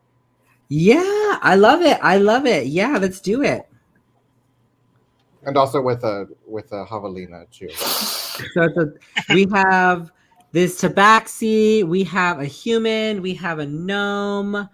They are just walking with this javelina and this beautiful hairless dog. They're just normal festival things. It's the night of the remembered. No one is blinking an eye to this. Someone comes up and they're like, "Oh my god, I haven't seen a javelina in years. Look at him. He's ready to be some good chicharrones. Like, where has he been? Is he for sale?" Not for sale. Thank you very much. Oh, my friend, you are very attractive. Where are you going? You should party with us. As much as I'd love to do that, and really, I'd really love to do that, I have other business to attend to. But take a shot for me. Oh, definitely. Well, I'll see y'all later. Y'all are just continuing going forward. You still have that small scent. You are trailing along. Any interactions? What y'all also are seeing are small ofrendas. Oh. Do we know how much longer this party is going to be lasting? Are we going to have a chance to come back? It's the night of the remembered. It's all night. Awesome. Okay. Do I recognize anyone in the ofrendas? Oh, well, you are passing one of the ofrendas and you're seeing a sister of perpetual indulgence. She was known as Sister Barba. She had a long mustache that it was steel like, it wouldn't move. And so you're seeing a small picture of her on one of the ofrendas. Okay, I pass by and like give her some respects. You give her some respects. Yeah. So I'll give her. I have food in my bag, definitely, right? Okay. So I'll like give her some bread. The ofrenda, rather. Yeah. Okay. And so you hear a small whisper. It's like, Rafa, hey, don't look at the picture. Look up, fool. I look up. And you see right there, and suddenly a ghostly image. It's Sister Barba, and she's just like, ain't nobody bringing me nothing. You think having a big mustache like this, and I would get something on the day of remembrance, and no one. So, but oh my God, look at you. You're so big. Rafa, I'm so happy at this moment. And so, Rafa, you obviously, no one else can see this particular person, only you can see them. You have this small warmth. It feels like a small blessing. And Sister Barba says, it's the night of the remembered. You can ask me one thing, anything you want. Before I go away and bother Sister Brew, because I feel my picture over there too. Oh God. Okay. So I like. My headphones keep muting me for some reason. I'm like, oh shit. I quickly turn to my friends and I'm like, you can't see her, but just trust me that this is one of the sisters and I can ask her one question. What information do we need to keep going on this journey? And everyone's just silent and I'm like, fuck, okay. I'm a dog. Yeah, it's just a dog. Maybe finding the kid. I don't know. Yeah. What's the cure? Yeah, or the kid. Okay. Well, we already kind of have a lead for the kid, so maybe don't have ask a lead for the kid. Yeah. The person in the locket. Yeah, maybe the person in the locket. Oh my God. Yeah. Okay. So I pull out the locket and I say, do you know who the person in this locket is? The person in this locket. Doña Rosa. She is a beautiful soul. She lives actually just 2 more blocks that way. It's a house on top of the street. That's technically 2 answers. I gave you a freebie. Thank you, sister. I'll see you later, Rafa. Bye. And with that, she dissipates. Is the house the same as in the drawing? Can I ask Italy, I think? Can you pull out the drawing? I say sure.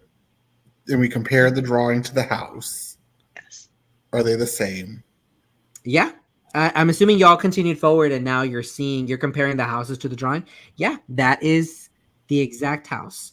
What you're also hearing is a woman's voice being like, don't go. Mijo, don't go. And so she rushes out the door and she's looking out. She sees y'all not really paying a mind to y'all. Did anyone just pass y'all? No. Was there a smell? Like, was there a smell when that happened? Was there a what? Like, was there a smell when that happened? Not for a dog, actually. This is funny. Oh. This is the good one. Hmm. You did hear a flutter of feathers. Oh, would I be able to know if I heard it past us? Like if it like Yes, got I will louder? say that.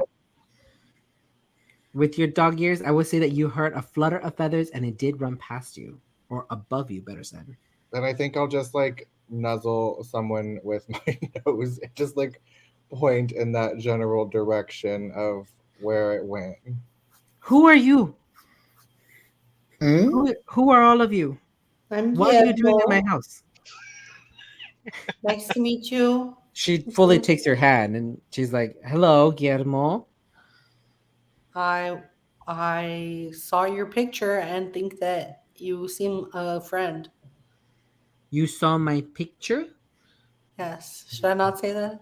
Right. Yeah, I did see. Where did you see my picture, joven? As Should soon as she asks that, Rafa moves to the very back of the group. well, it was in the I just didn't tell her everything, right? Like Oh my god.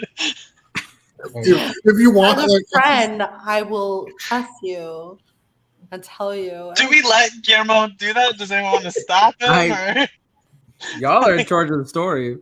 what do you guys think? I guess Rafa's in the back. Rafa's checked out. He doesn't do talking to moms and stuff like that, so he's gonna let the others just see what happens. Even though he is groaning. Someone has your image in the I just pretend I just said everything because I don't I Okay, so you went through this whole explanation that you went through a mine and all this Yeah. other stuff. unless someone stops me from doing that, that's what I'm doing. Rafa won't. Rafa wants to see what happens. She is flabbergasted. She is like, that's where he went. I think maybe I don't know. Did you mention eats me? Yes. And she's like, that evil man. I don't trust him. I never trusted him. wait, are you Ralph's mom? Wait, what? Are you Ralph's mom? I don't. Ralph's My mom. son is made Serapio. Oh. Is he the one that we're smelling? Joven, I don't know who you were smelling, pero my son, I need to find my son. Where My did he son, go? What time? When did he leave? he turned into this bird and he just flew out the window. He told me something about the dark. This is all my ex-husband's fault. I should have known he was he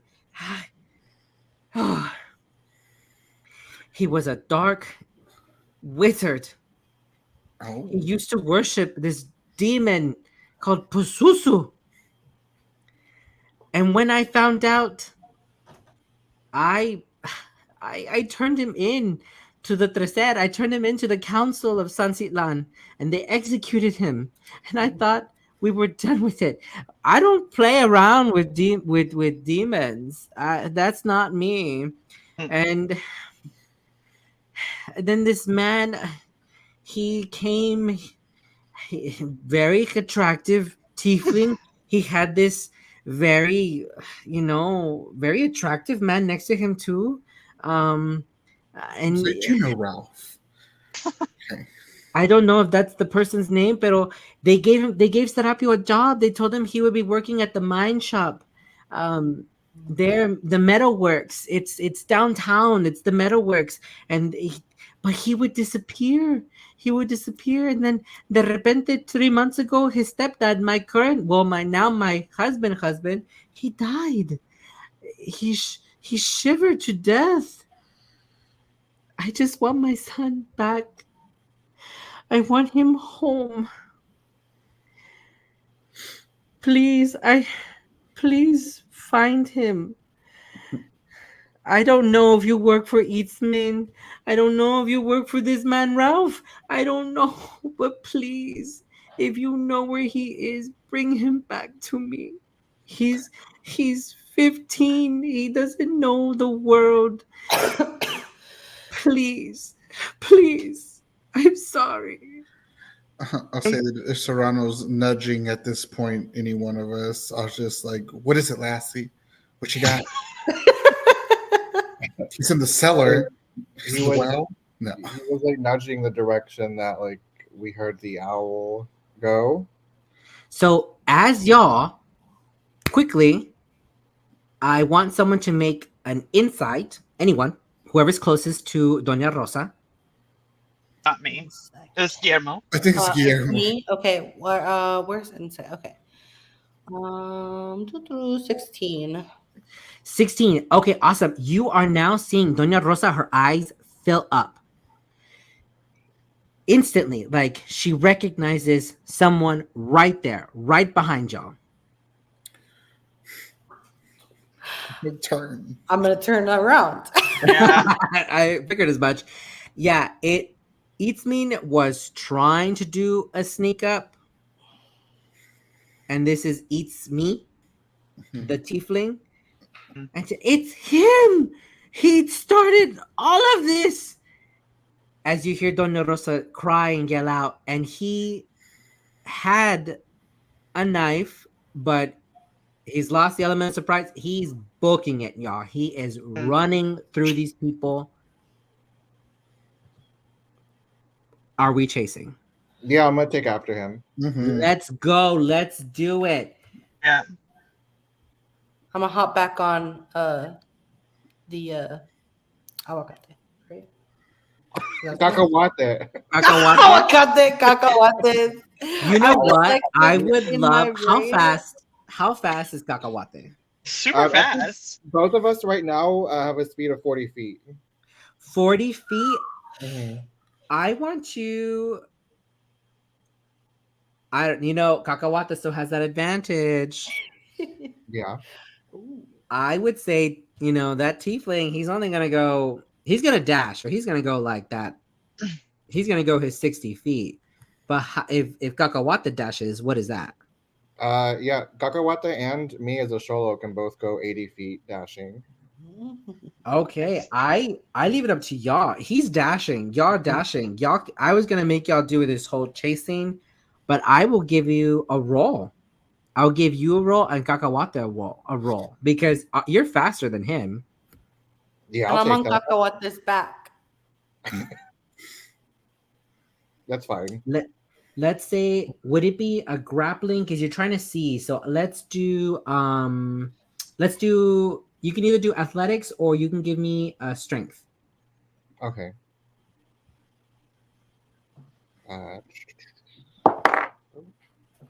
That's a dirty 20 for Cacahuate. Oh my! On And it. then a 18 for me. That's fantastic. Yeah, he booked it. All of a sudden, if I can get that sound again, please. You guys are hearing that javelina hoard out. It throws itself, and then you're seeing this dog, bite this tiefling's foot. It throws itself on top of Eats Me. And yeah, the people around, they're like, what is happening? And so people are making a way, and as this pig is just sitting on top of this tiefling, and he's like, it's heavy, you stupid Pumbaa, you pig. So yeah, y'all read that shit. What are we doing, guys? I brought that thing. I would like to tap into my otherworldly patron and summon fear in order to just scare and intimidate the shit out of this guy. Yeah, okay. Should it be intimidation, or do you want me to use the spell fear? No, he has a pig on top. He just wants to breathe. You guys are very intimidating right now. This pig is heavy. Yeah, let's he's intimidated. I'm gonna say he's intimidated. Let me just roll. my wisdom real quick, but I am gonna roll a disadvantage.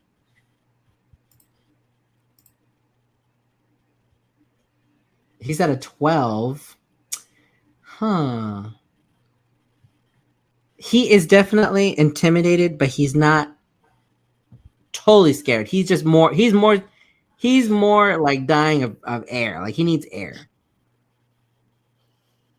Okay. And yes, good point. Kakawata still has Guillermo on top of him. So whatever 50 pounds that gnome is, like it's adding on to the weight. Can I get off Kakawata and sit on his head? You just want to sit on his head? You just want to I just sit on his head. like just face full. Yeah. He needs to Okay. breathe so he doesn't die, though. Is he face down or face up? He Face is up. I thought he was face down. I think he's face yeah, because he did tackle him. side Yeah, down. he's face down with his face on the side like that. Yeah, okay. I want to sit on his neck. Okay. You sit on his neck. Successfully. I mean, the man has no dexterity right now. I'm like doing the splits on his neck. Rope. Yeah, this is causing a small scene.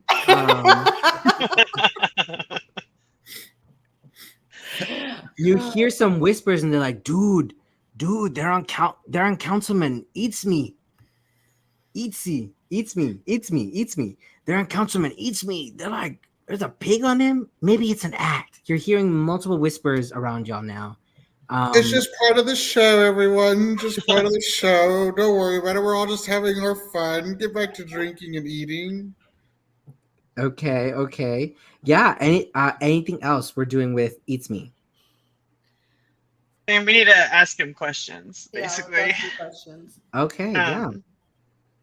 So you only said he's kind of intimidated, right? Because he's like, whatever. He's like, this isn't great, but There's a secret as to why he isn't totally intimidated. Now that I think about it, he is still very frightful because, again, there's a pig still on top of him, and now there is a gnome sitting on his neck. He's very annoyed. He's like, somebody help! Call the guards! Get someone to get over here. okay, as he's being a whiny little bitch about it, Yeah. I want to do I feel like I want to actually cast fear just to like terrify him and get some answers. But when I cast fear, it's like 30 feet. Anyone within a 30-foot cone must succeed on a wisdom saving throw. Would that mean they would scare my friends too? Yep. I think that's fine. I think I would really like to do that. So you are not only scaring them, you're scaring everyone. Everybody. Right? Ooh. Yeah. Oh shit. Sorry, am I allowed to curse? I don't know. And it's just like a casting action. While frightened by the spell, a creature must take the dash action and move away from you by the safest available route on each of its turns, unless there is nowhere to move. So how do we want to do that if Guillermo's on top? But then And- we would also be dashing too, though, right? Mhm. Yeah. If we fail. Okay, yeah, I'm gonna go ahead and do that. So, so Rafa taps into his patron, who is El Kukui, and he summons up all of this dark energy, and it's just shadows and quaking and shaking around him. And in a loud voice, he says, "What have you done with that woman's child? What's going on?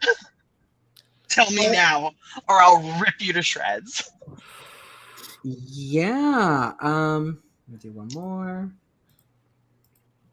I rolled a nat 20, so I'm like looking at you and I'm like, yeah, that's really cool. Oh, it's a wisdom that I have to do. Let me roll that. 18, I needed 14. Okay. But we all have to roll wisdom, right? Yeah. Wisdom saving throws. That was just so that I could actually use the spell.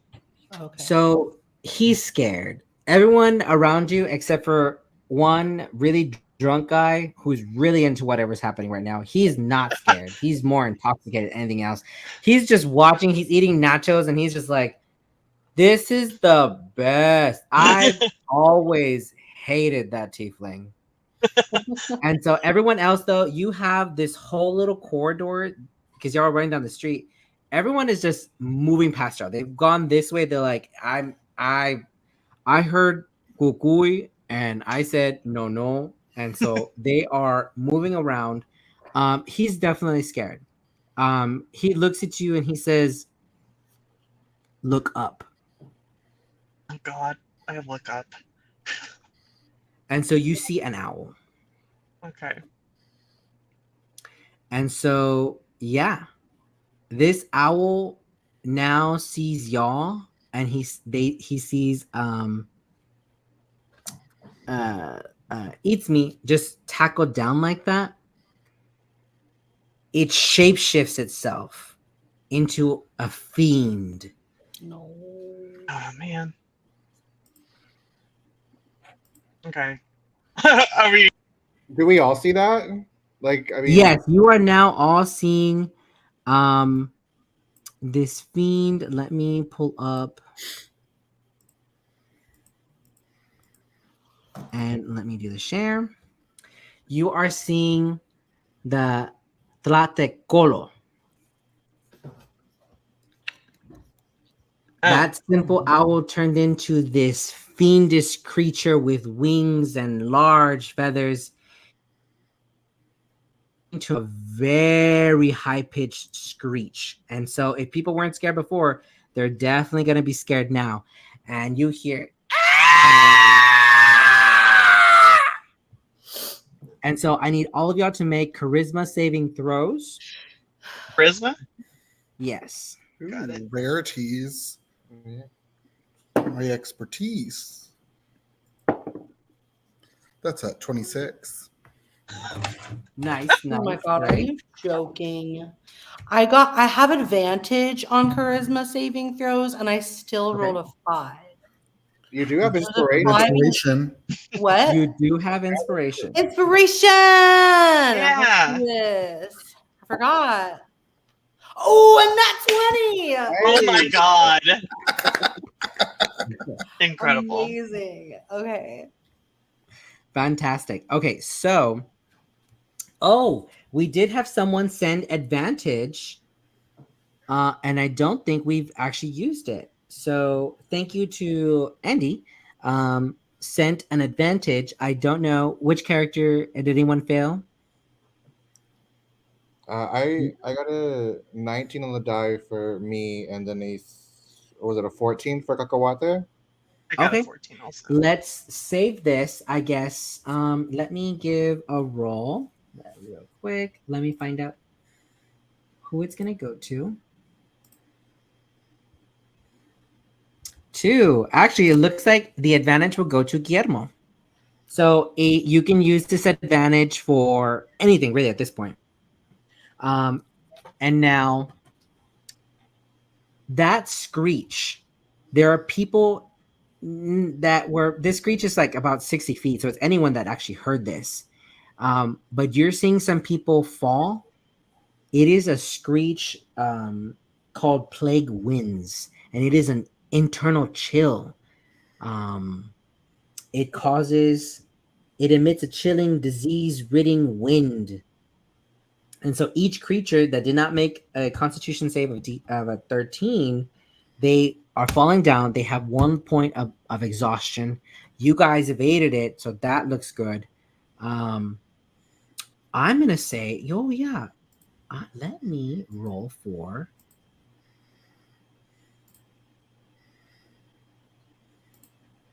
the councilman.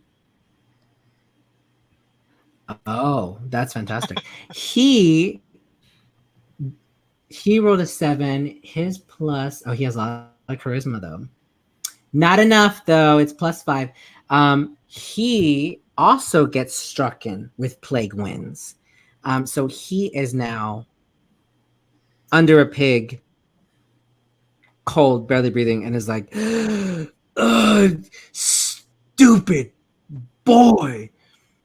And so this creature is now in the air. It's swirling around y'all. Everybody roll initiative. And let's see what we're gonna get. That's a big old 12. Can I have, when the owl thing transformed, can I have come out of wild shape? As just like a, oh shit. Yeah, that's fine. We can recap. We can say that you got out of wild shape. Cool. I rolled a 6. So our Fiend didn't roll very high. So he's probably gonna go last. No, I think that's me at a 1. Oh no! Oh, Oh no! Not eat sleep. oh, Andy, why didn't you give advantage to Eatsley? I'm just joking. I'm joking, viewer. I don't know who's out there. And again, viewers, if you are out there, your donations do affect the characters. You guys have been doing good so far.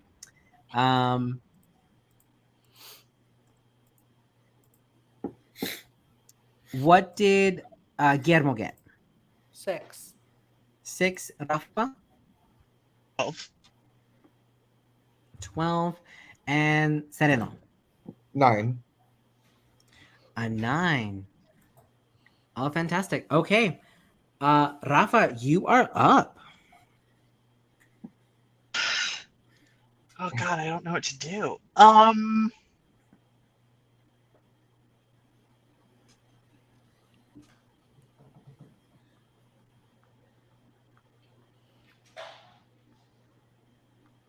want to do that.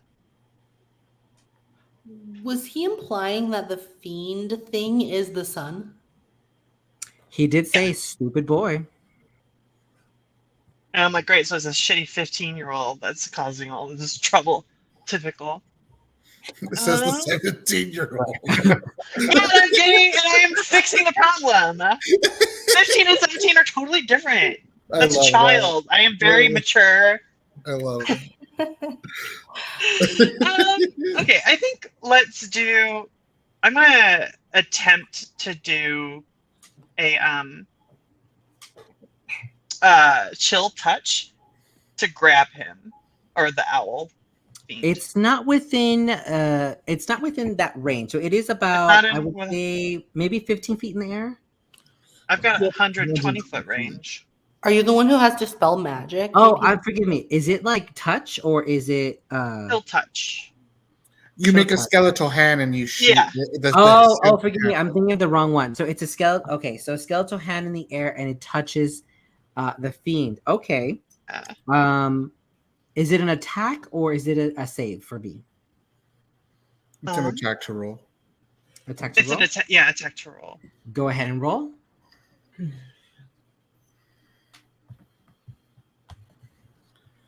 Sorry, I can't do math. That's 14. It is a 14. Give me one moment. I do apologize. This refreshed itself on me. I also have. Oh, yes, that reaches. It does touch. Roll for damage.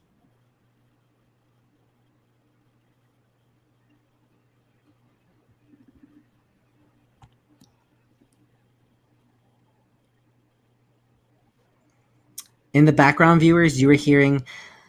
I'm sorry. I don't have any copyright to any dramatic action music, so I do apologize for those of you out there. No, that was wonderful. You're welcome. Really set the ambiance. What was the damage? 6. Oh, 6. Okay. So we're doing 6 damage. Anything else? No. Oh, yes. Audrey for the win. Some sequence and battle music. The mariachi group that was in the next block over heard everything. They are like now doing some rock music for us. I love it. Amazing. Anything else for your turn, Rafa? No. No, Rafa okay. doesn't want to talk to the shitty teenager. He's just trying to get a hold of him. Someone else can do that. Okay. Next Well, is, I'm worried. next is Sereno. Ooh, okay. I think Serrano is going to turn to Kakawate and say, play Mio Hotman and throw a Chile at him. And as Kakawate bites the Chile, he gets consumed in flames, and I am casting Summon Wildfire Spirit. So he turns into this primal spirit that is fiery and a little more monstrous than usual. And yeah, and whenever he goes, he's gonna try to do some damage. Nice. So is he this wild fire spirit? Looks like a pig, but like face of a javelina. Yeah, like fiery pig that's like angry. So it's a Pokemon. It's that Pokemon. It's that piggy Pokemon from Sure. yeah. I don't know what generation that is. Don't quote me. Anyways, okay, yeah. So that is your fiery pig. What's it doing? He's going to attack the owl. Okay. In the air? Roll to hit. The Is the owl? Is the owl like in the air? The owl is about 15 feet above y'all. Yeah. This creature Yeah. is Oh, okay. hovering over y'all. Oh, so Kakawata actually does have a fly speed of 30 feet, so I think like just like a little bit of flame just like comes out of his butt, and he kind of like shoots up like 15 feet. I don't want to kill the 15-year-old though. We kind of just need to like talk to him. Like we should talk to him. Like, And like, so, actually, I have a question. When the pig transforms into this fiery spirit and is just blasting off, is there like a surrounding fire that damages like anyone next to it? No, but he can do that. He has the ability to do that, but whenever he first appears, he does. Oh, actually, yeah, yes. Anyone within 10 feet of it. So I think that would really just be what, the guy and the animal? It doesn't include me. Okay. So, is it a DC save or? Yeah, it's a dexterity save. If Kakawata is under the guide, would that be like an auto fail? yeah. Yeah, that would be. Yeah, I didn't roll very high either. That is an auto fail for him. So, what is the damage? He takes 7 points of fire damage. 7 points. Okay. So those of you that are watching this is a javelina that's sitting on top of this man. It is turning into a Pokemon. Fiery farts. It is just, and there's a whole person under it. So it is burning the other person directly under it, and he is screaming and yelling. And you're noticing that as he's screaming and yelling, I want Sereno, because it's your spell. Can you give me a free roll? I want you to roll perception. Ooh, that's a 19. You are noticing now that the creature is descending just a tad, and that it's kind of like fighting itself. Like it's hearing the screams of "It's me," but it's making it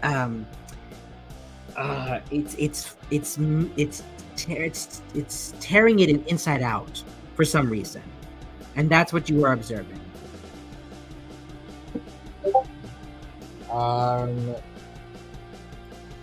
Okay. Could I then like have Kakawata sort of like shoot up and then kind of like make a Yui and attack Eats Me instead? Okay, you want him to just Like he'll still be up there. He'll still be up there in the sky, but his attack it's a ranged attack of 60 feet, so he can attack Eats Me from in the sky if he needs to be. and just dive bomb down. Well, no, he's gonna shoot some flame seed at Eats Me. Okay, flame. Yeah. Okay. Yeah. Go ahead. Okay. He just I'll got use burned. I'll use his advantage. Shoot it at his feet though, because I'm on his neck. Okay. Cool. Thank God for the advantage. So that's Oh, gonna Guillermo, what did you roll for your save? A 23. Oh yeah, that's I assume I'm You okay. are a crafty little gnome. You are quick. Does a 21 to hit eats me. Nice. As, like, It does. Okawate just like burps out like seed from that chile and just shoots fiery right after it. And that's gonna be Fantastic. 6 points of fire damage. Nice. Okay, yeah. He takes his damage and he's just like looking worse for worse. And at this point, people ran away, but I'm going to say that he screeches. Let me see if there is. No, I can't do that.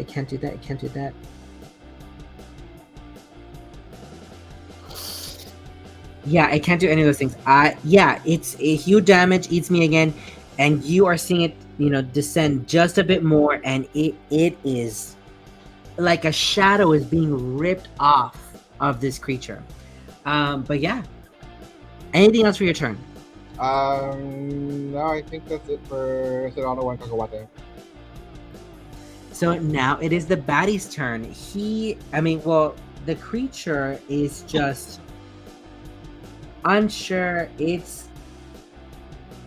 wants to just yell again. It's gonna try to attack Kakawate.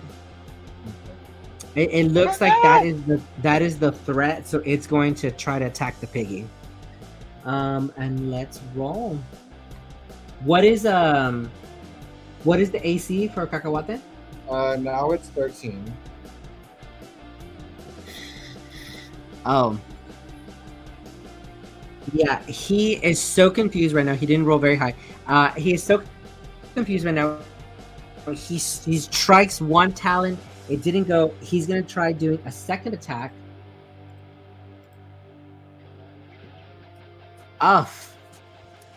Still not a good roll for him. He strikes another talon, does not go anywhere. That's it for its turn, and it is just screeching.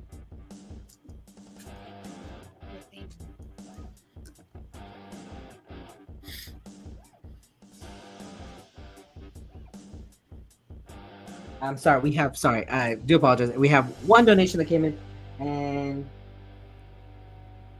two people for advantage to who?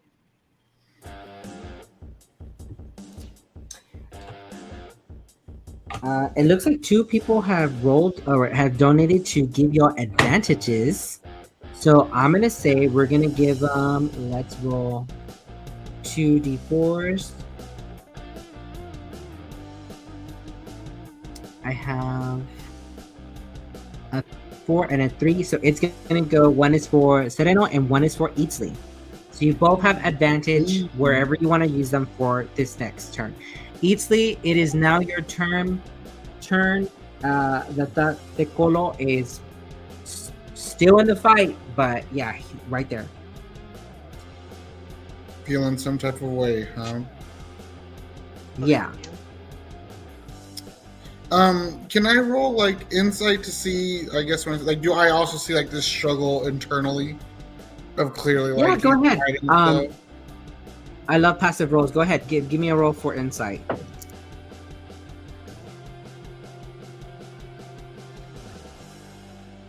It's gonna be 13. Insight roll of 13. Let's see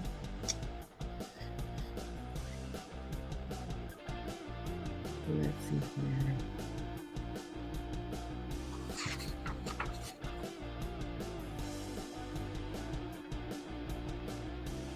Yeah, at 13 or higher. That's what my book says. Beachy Dubs, y'all. This is the book. It's a very nice book. Shout out to the people who made this book. Yeah, it looks like DC or higher, 13 or higher. You can see that internally, the Tecocolo that Serapio is inside. He is fighting. The glue that was on him is breaking, and he's just like trying to squeeze himself out of this fiend. Can I cast a message to him and basically Message? try to like pump him up to beat it? You know, and just be like, I talked to your mom, and it doesn't seem like this is the type of person that you are. Oh, okay, yeah, I like that. Let's do that. Let's see here.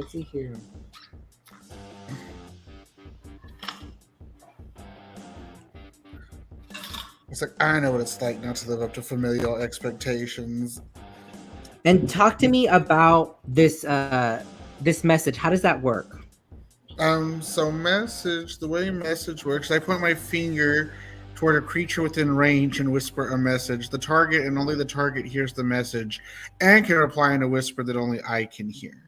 It can be cast to solid objects if I'm familiar with the target and know it is beyond the barrier. Magical silence, 1 foot of stone, 1 inch of common metal. Basically, I can cast it through stuff. Okay. It doesn't have to follow a straight line. I love it. I feel like this is so cute. Go ahead. What is your message? He's in there, and you're seeing this tear. You can message him. You message him. What are you telling him? It's like, you know, I don't know if it's like the end of the world for you. Like, you're 15, and I know like at 15, everything seems like the world is collapsing around you. I was like, you know, I know like your real dad's dead, your stepdad's dead. We don't know what happened there, but your mom still seems to believe in you. And I just think that that's what's important. So I don't know if this is really what you are and who you are, but your mom doesn't seem to think so. I don't think you want to, you know, make your mom cry, do you? No one likes to make their mom cry. Yeah, I love it. At this point, after the message is relayed, you are seeing a tear. And so you're seeing what looks like Serapio, and he is just pulling himself together and is transforming himself back to human. But you're not out of the battle. He is in the human shape, but he's like, please, this is not me. Please help me, as I can't hold him here.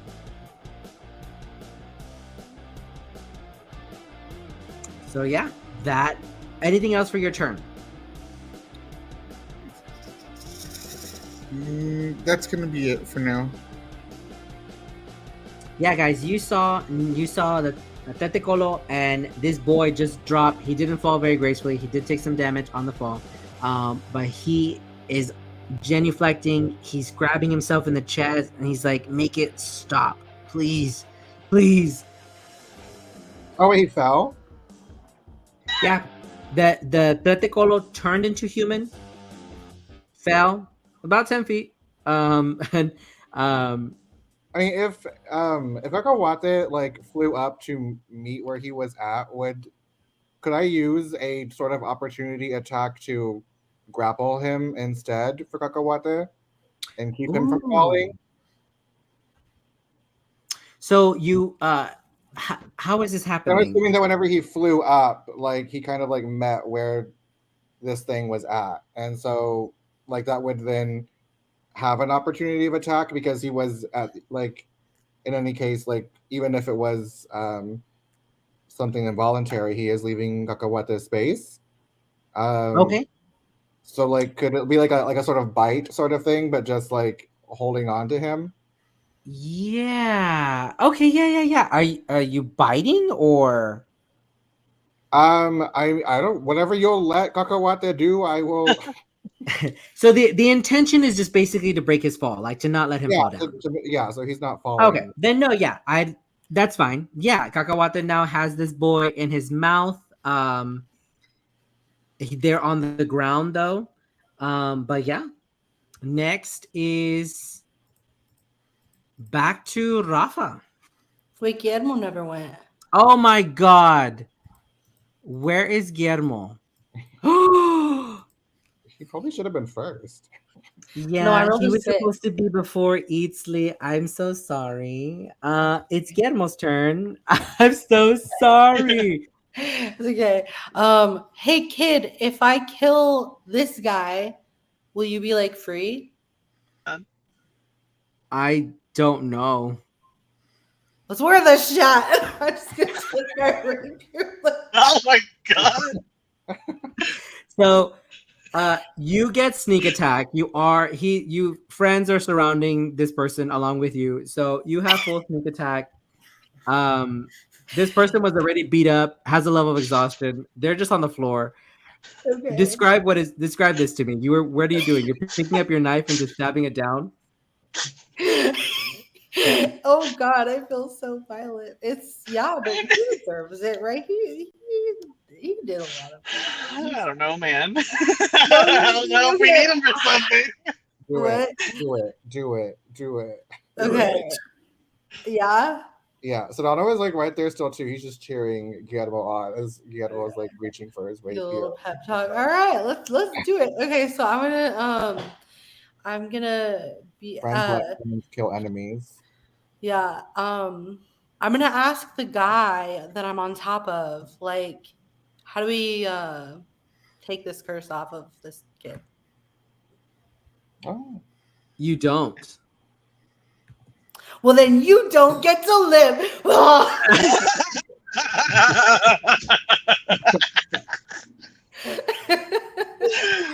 I'm gonna say, at that close of a range, there's no dexterity there. Go ahead and roll. Oh, it's a hit. I don't think that we can fight that. Yeah, it's damage. Well, let me see what's your roll? Because let me see. He does have an armor class. So let me see. What is your roll? With advantage, obviously. Okay.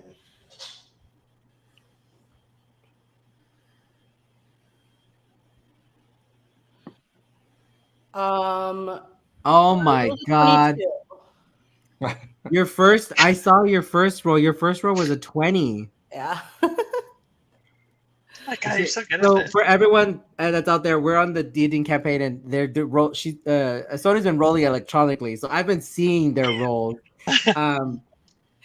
Yeah, the first roll was a 20, so it is going to be double the damage. So do your sneak attack and then double that for us. You are rolling. So what? 2d8 and 6d6. Yeah. Okay, so 5 plus 5 plus 11 plus 4. 25? Oh man. We sent him back to his ancestors. Yeah. On the day of remembrance. Yeah. On this day of remembrance. I know, Guillermo was like, remember this. Remember this, bitch.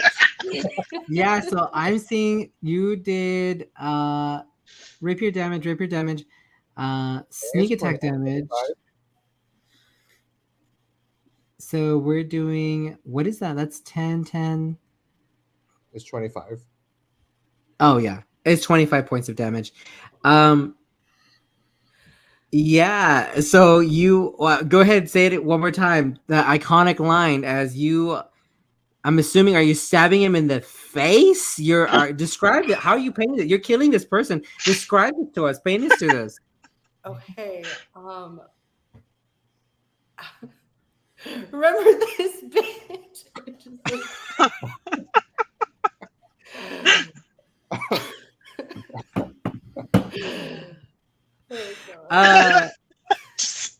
Yeah, so straight stab through the head. This person is dead. Very similar to what you saw with that mad scientist earlier, that there is like they start decrumbling.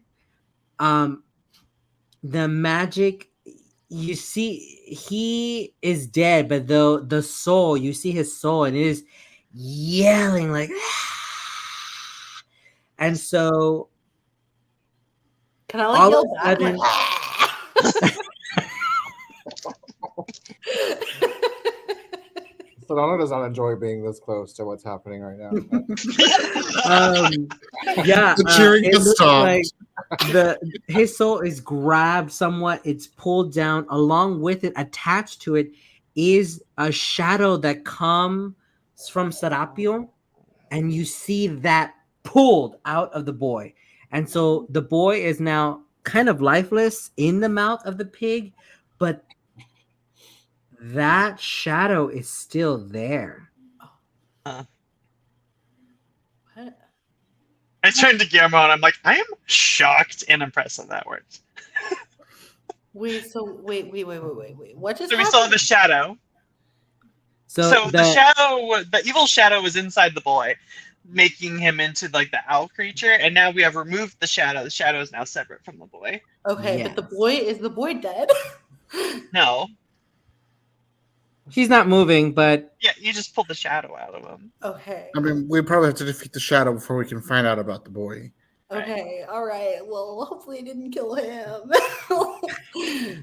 I'll check on him. Y'all go kill the thing. All right, cool. so that was Guillermo's wonderful turn. Anything else for him that you just want to surprise us? I'm just gonna be like, this is the best day of remembrance ever. Like, I'm having friends. Like, this is what I was missing out on. Yeah. Perfect. Yeah, I'm loving it. Goodness. Anything else for your turn? I kind of like flopped to the floor a little because I was like on top of him. Yeah. I'm just gonna be like, cool. It is now Rafa's turn. I'm gonna pull out my packed weapon, my longsword, and just try to do some slashing damage on the shadow. And so, anything special? Is it just slashing damage, or? Oh, sorry, I didn't mean to do that. Yeah, it's just slashing damage. So it's not gonna connect. All right. I tried. Should I? So, yeah. Okay. I'll take it as my. Okay. Anything else? I'm just like, well, fuck, that didn't work. Yeah, you pick up your sword, you go through it. It's going through the shadow. It's kind of like you don't hear a growl, but you're feeling a growl. Especially you, because you've messed with shadows in the past, and you know how the kukui is like. It's like that presence of like it's waiting to go back.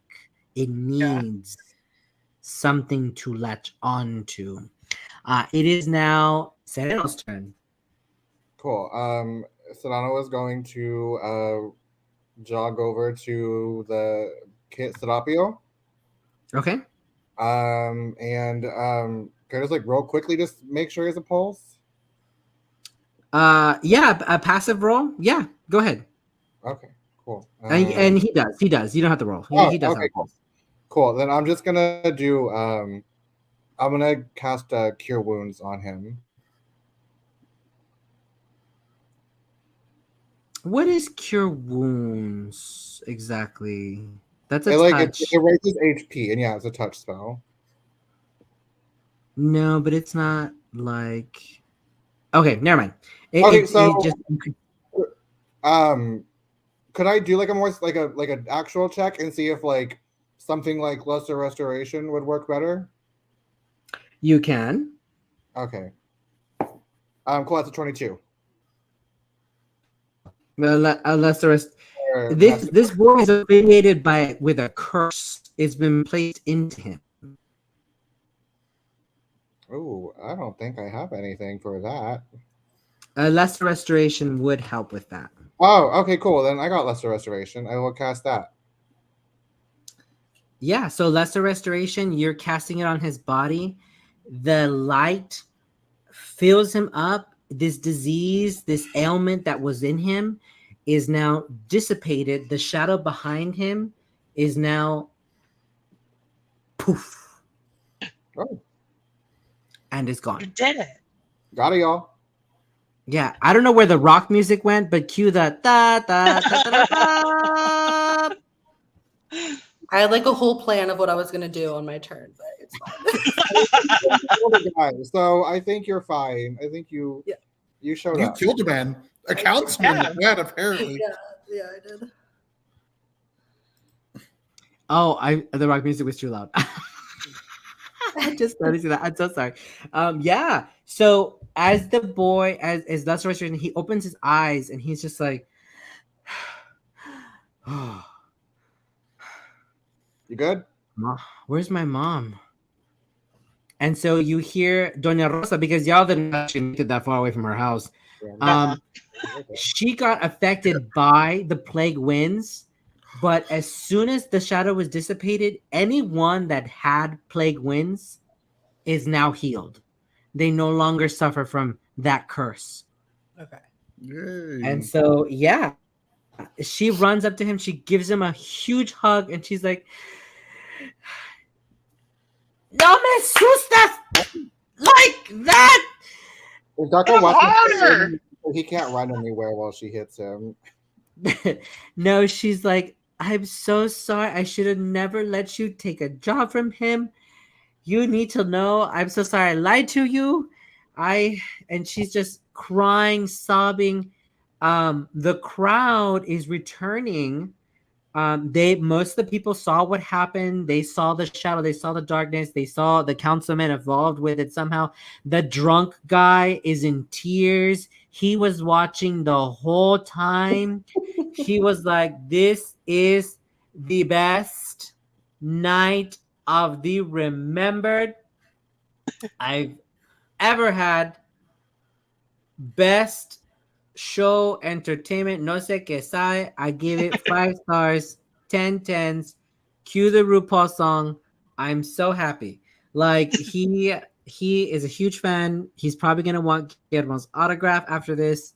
But yeah, you guys, you did it. You saved this young man's life. I honestly expected y'all to kill him, but I'm so glad Loki that also you did. say, because Doña Rosa, she had something for y'all if y'all ended up killing her baby.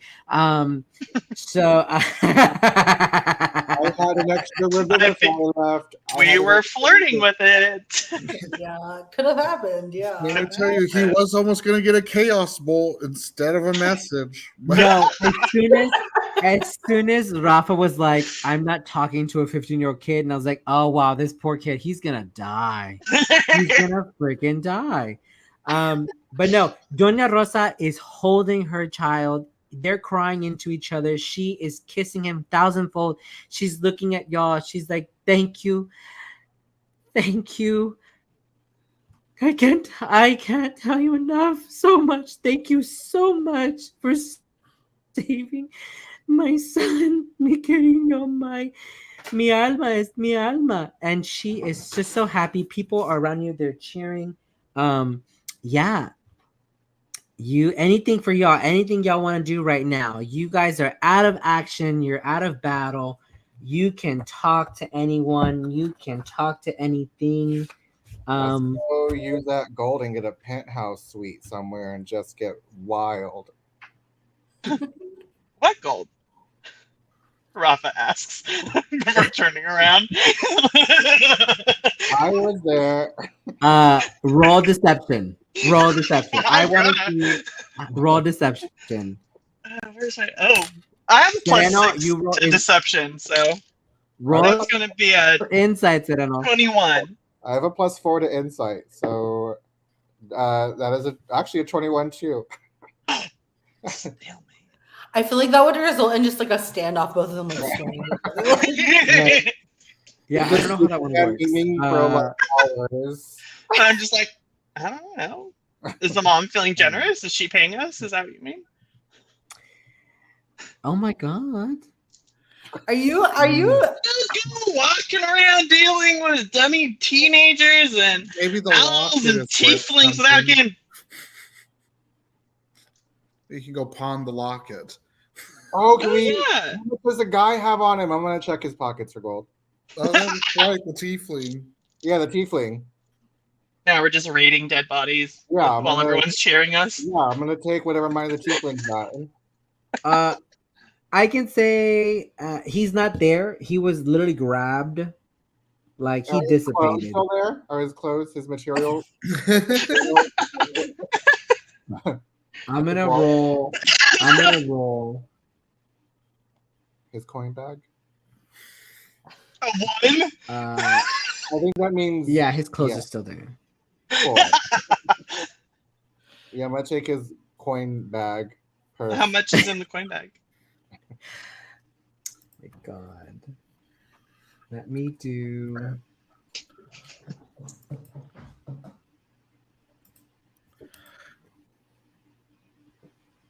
Also, the Gale Force winds that everybody got, stricken with. Like that was the curse, right? Like that was the sickness that everybody was feeling. Mhm. Okay. That is correct. And there is 18 pieces of gold inside the coin purse. Perfect. Split Wow. 4 ways. There's our payment, y'all. Solano's gonna put it in his mouth and start running with Javelina Cacahuate and just turn into a Javelina 2 and run towards the hotel with Cacahuate. Okay. Can we all just forget about the fact that Rafa has our money? I have 18 Just gold. deception to everybody except for Serrano. So. I have 18 gold right now in my mouth. You know what? You know what? First 3 rounds are on me back at the hotel. How's that sound? I'm feeling generous. Oh my goodness. That sounds like a good idea. Can I sleight of hand and stealthily and take this bag of money? Roll. I want to see this. This PvP is how we end this one shot.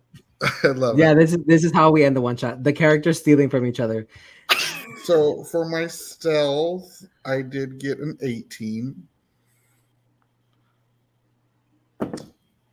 Sleight of hand, I got a 23. So I guess Rafa's insight. Yeah, Rafa, roll insight Or perception, God. right? One of them. and perception. And perception? Or is it Uh, 4? Actually, just roll perception. I want to say it would be perception because she's rolling stealth first. Okay, so okay. For the viewers out there, we're literally seeing if they're going to steal from each other or not. 15 plus 3, 18. Aware.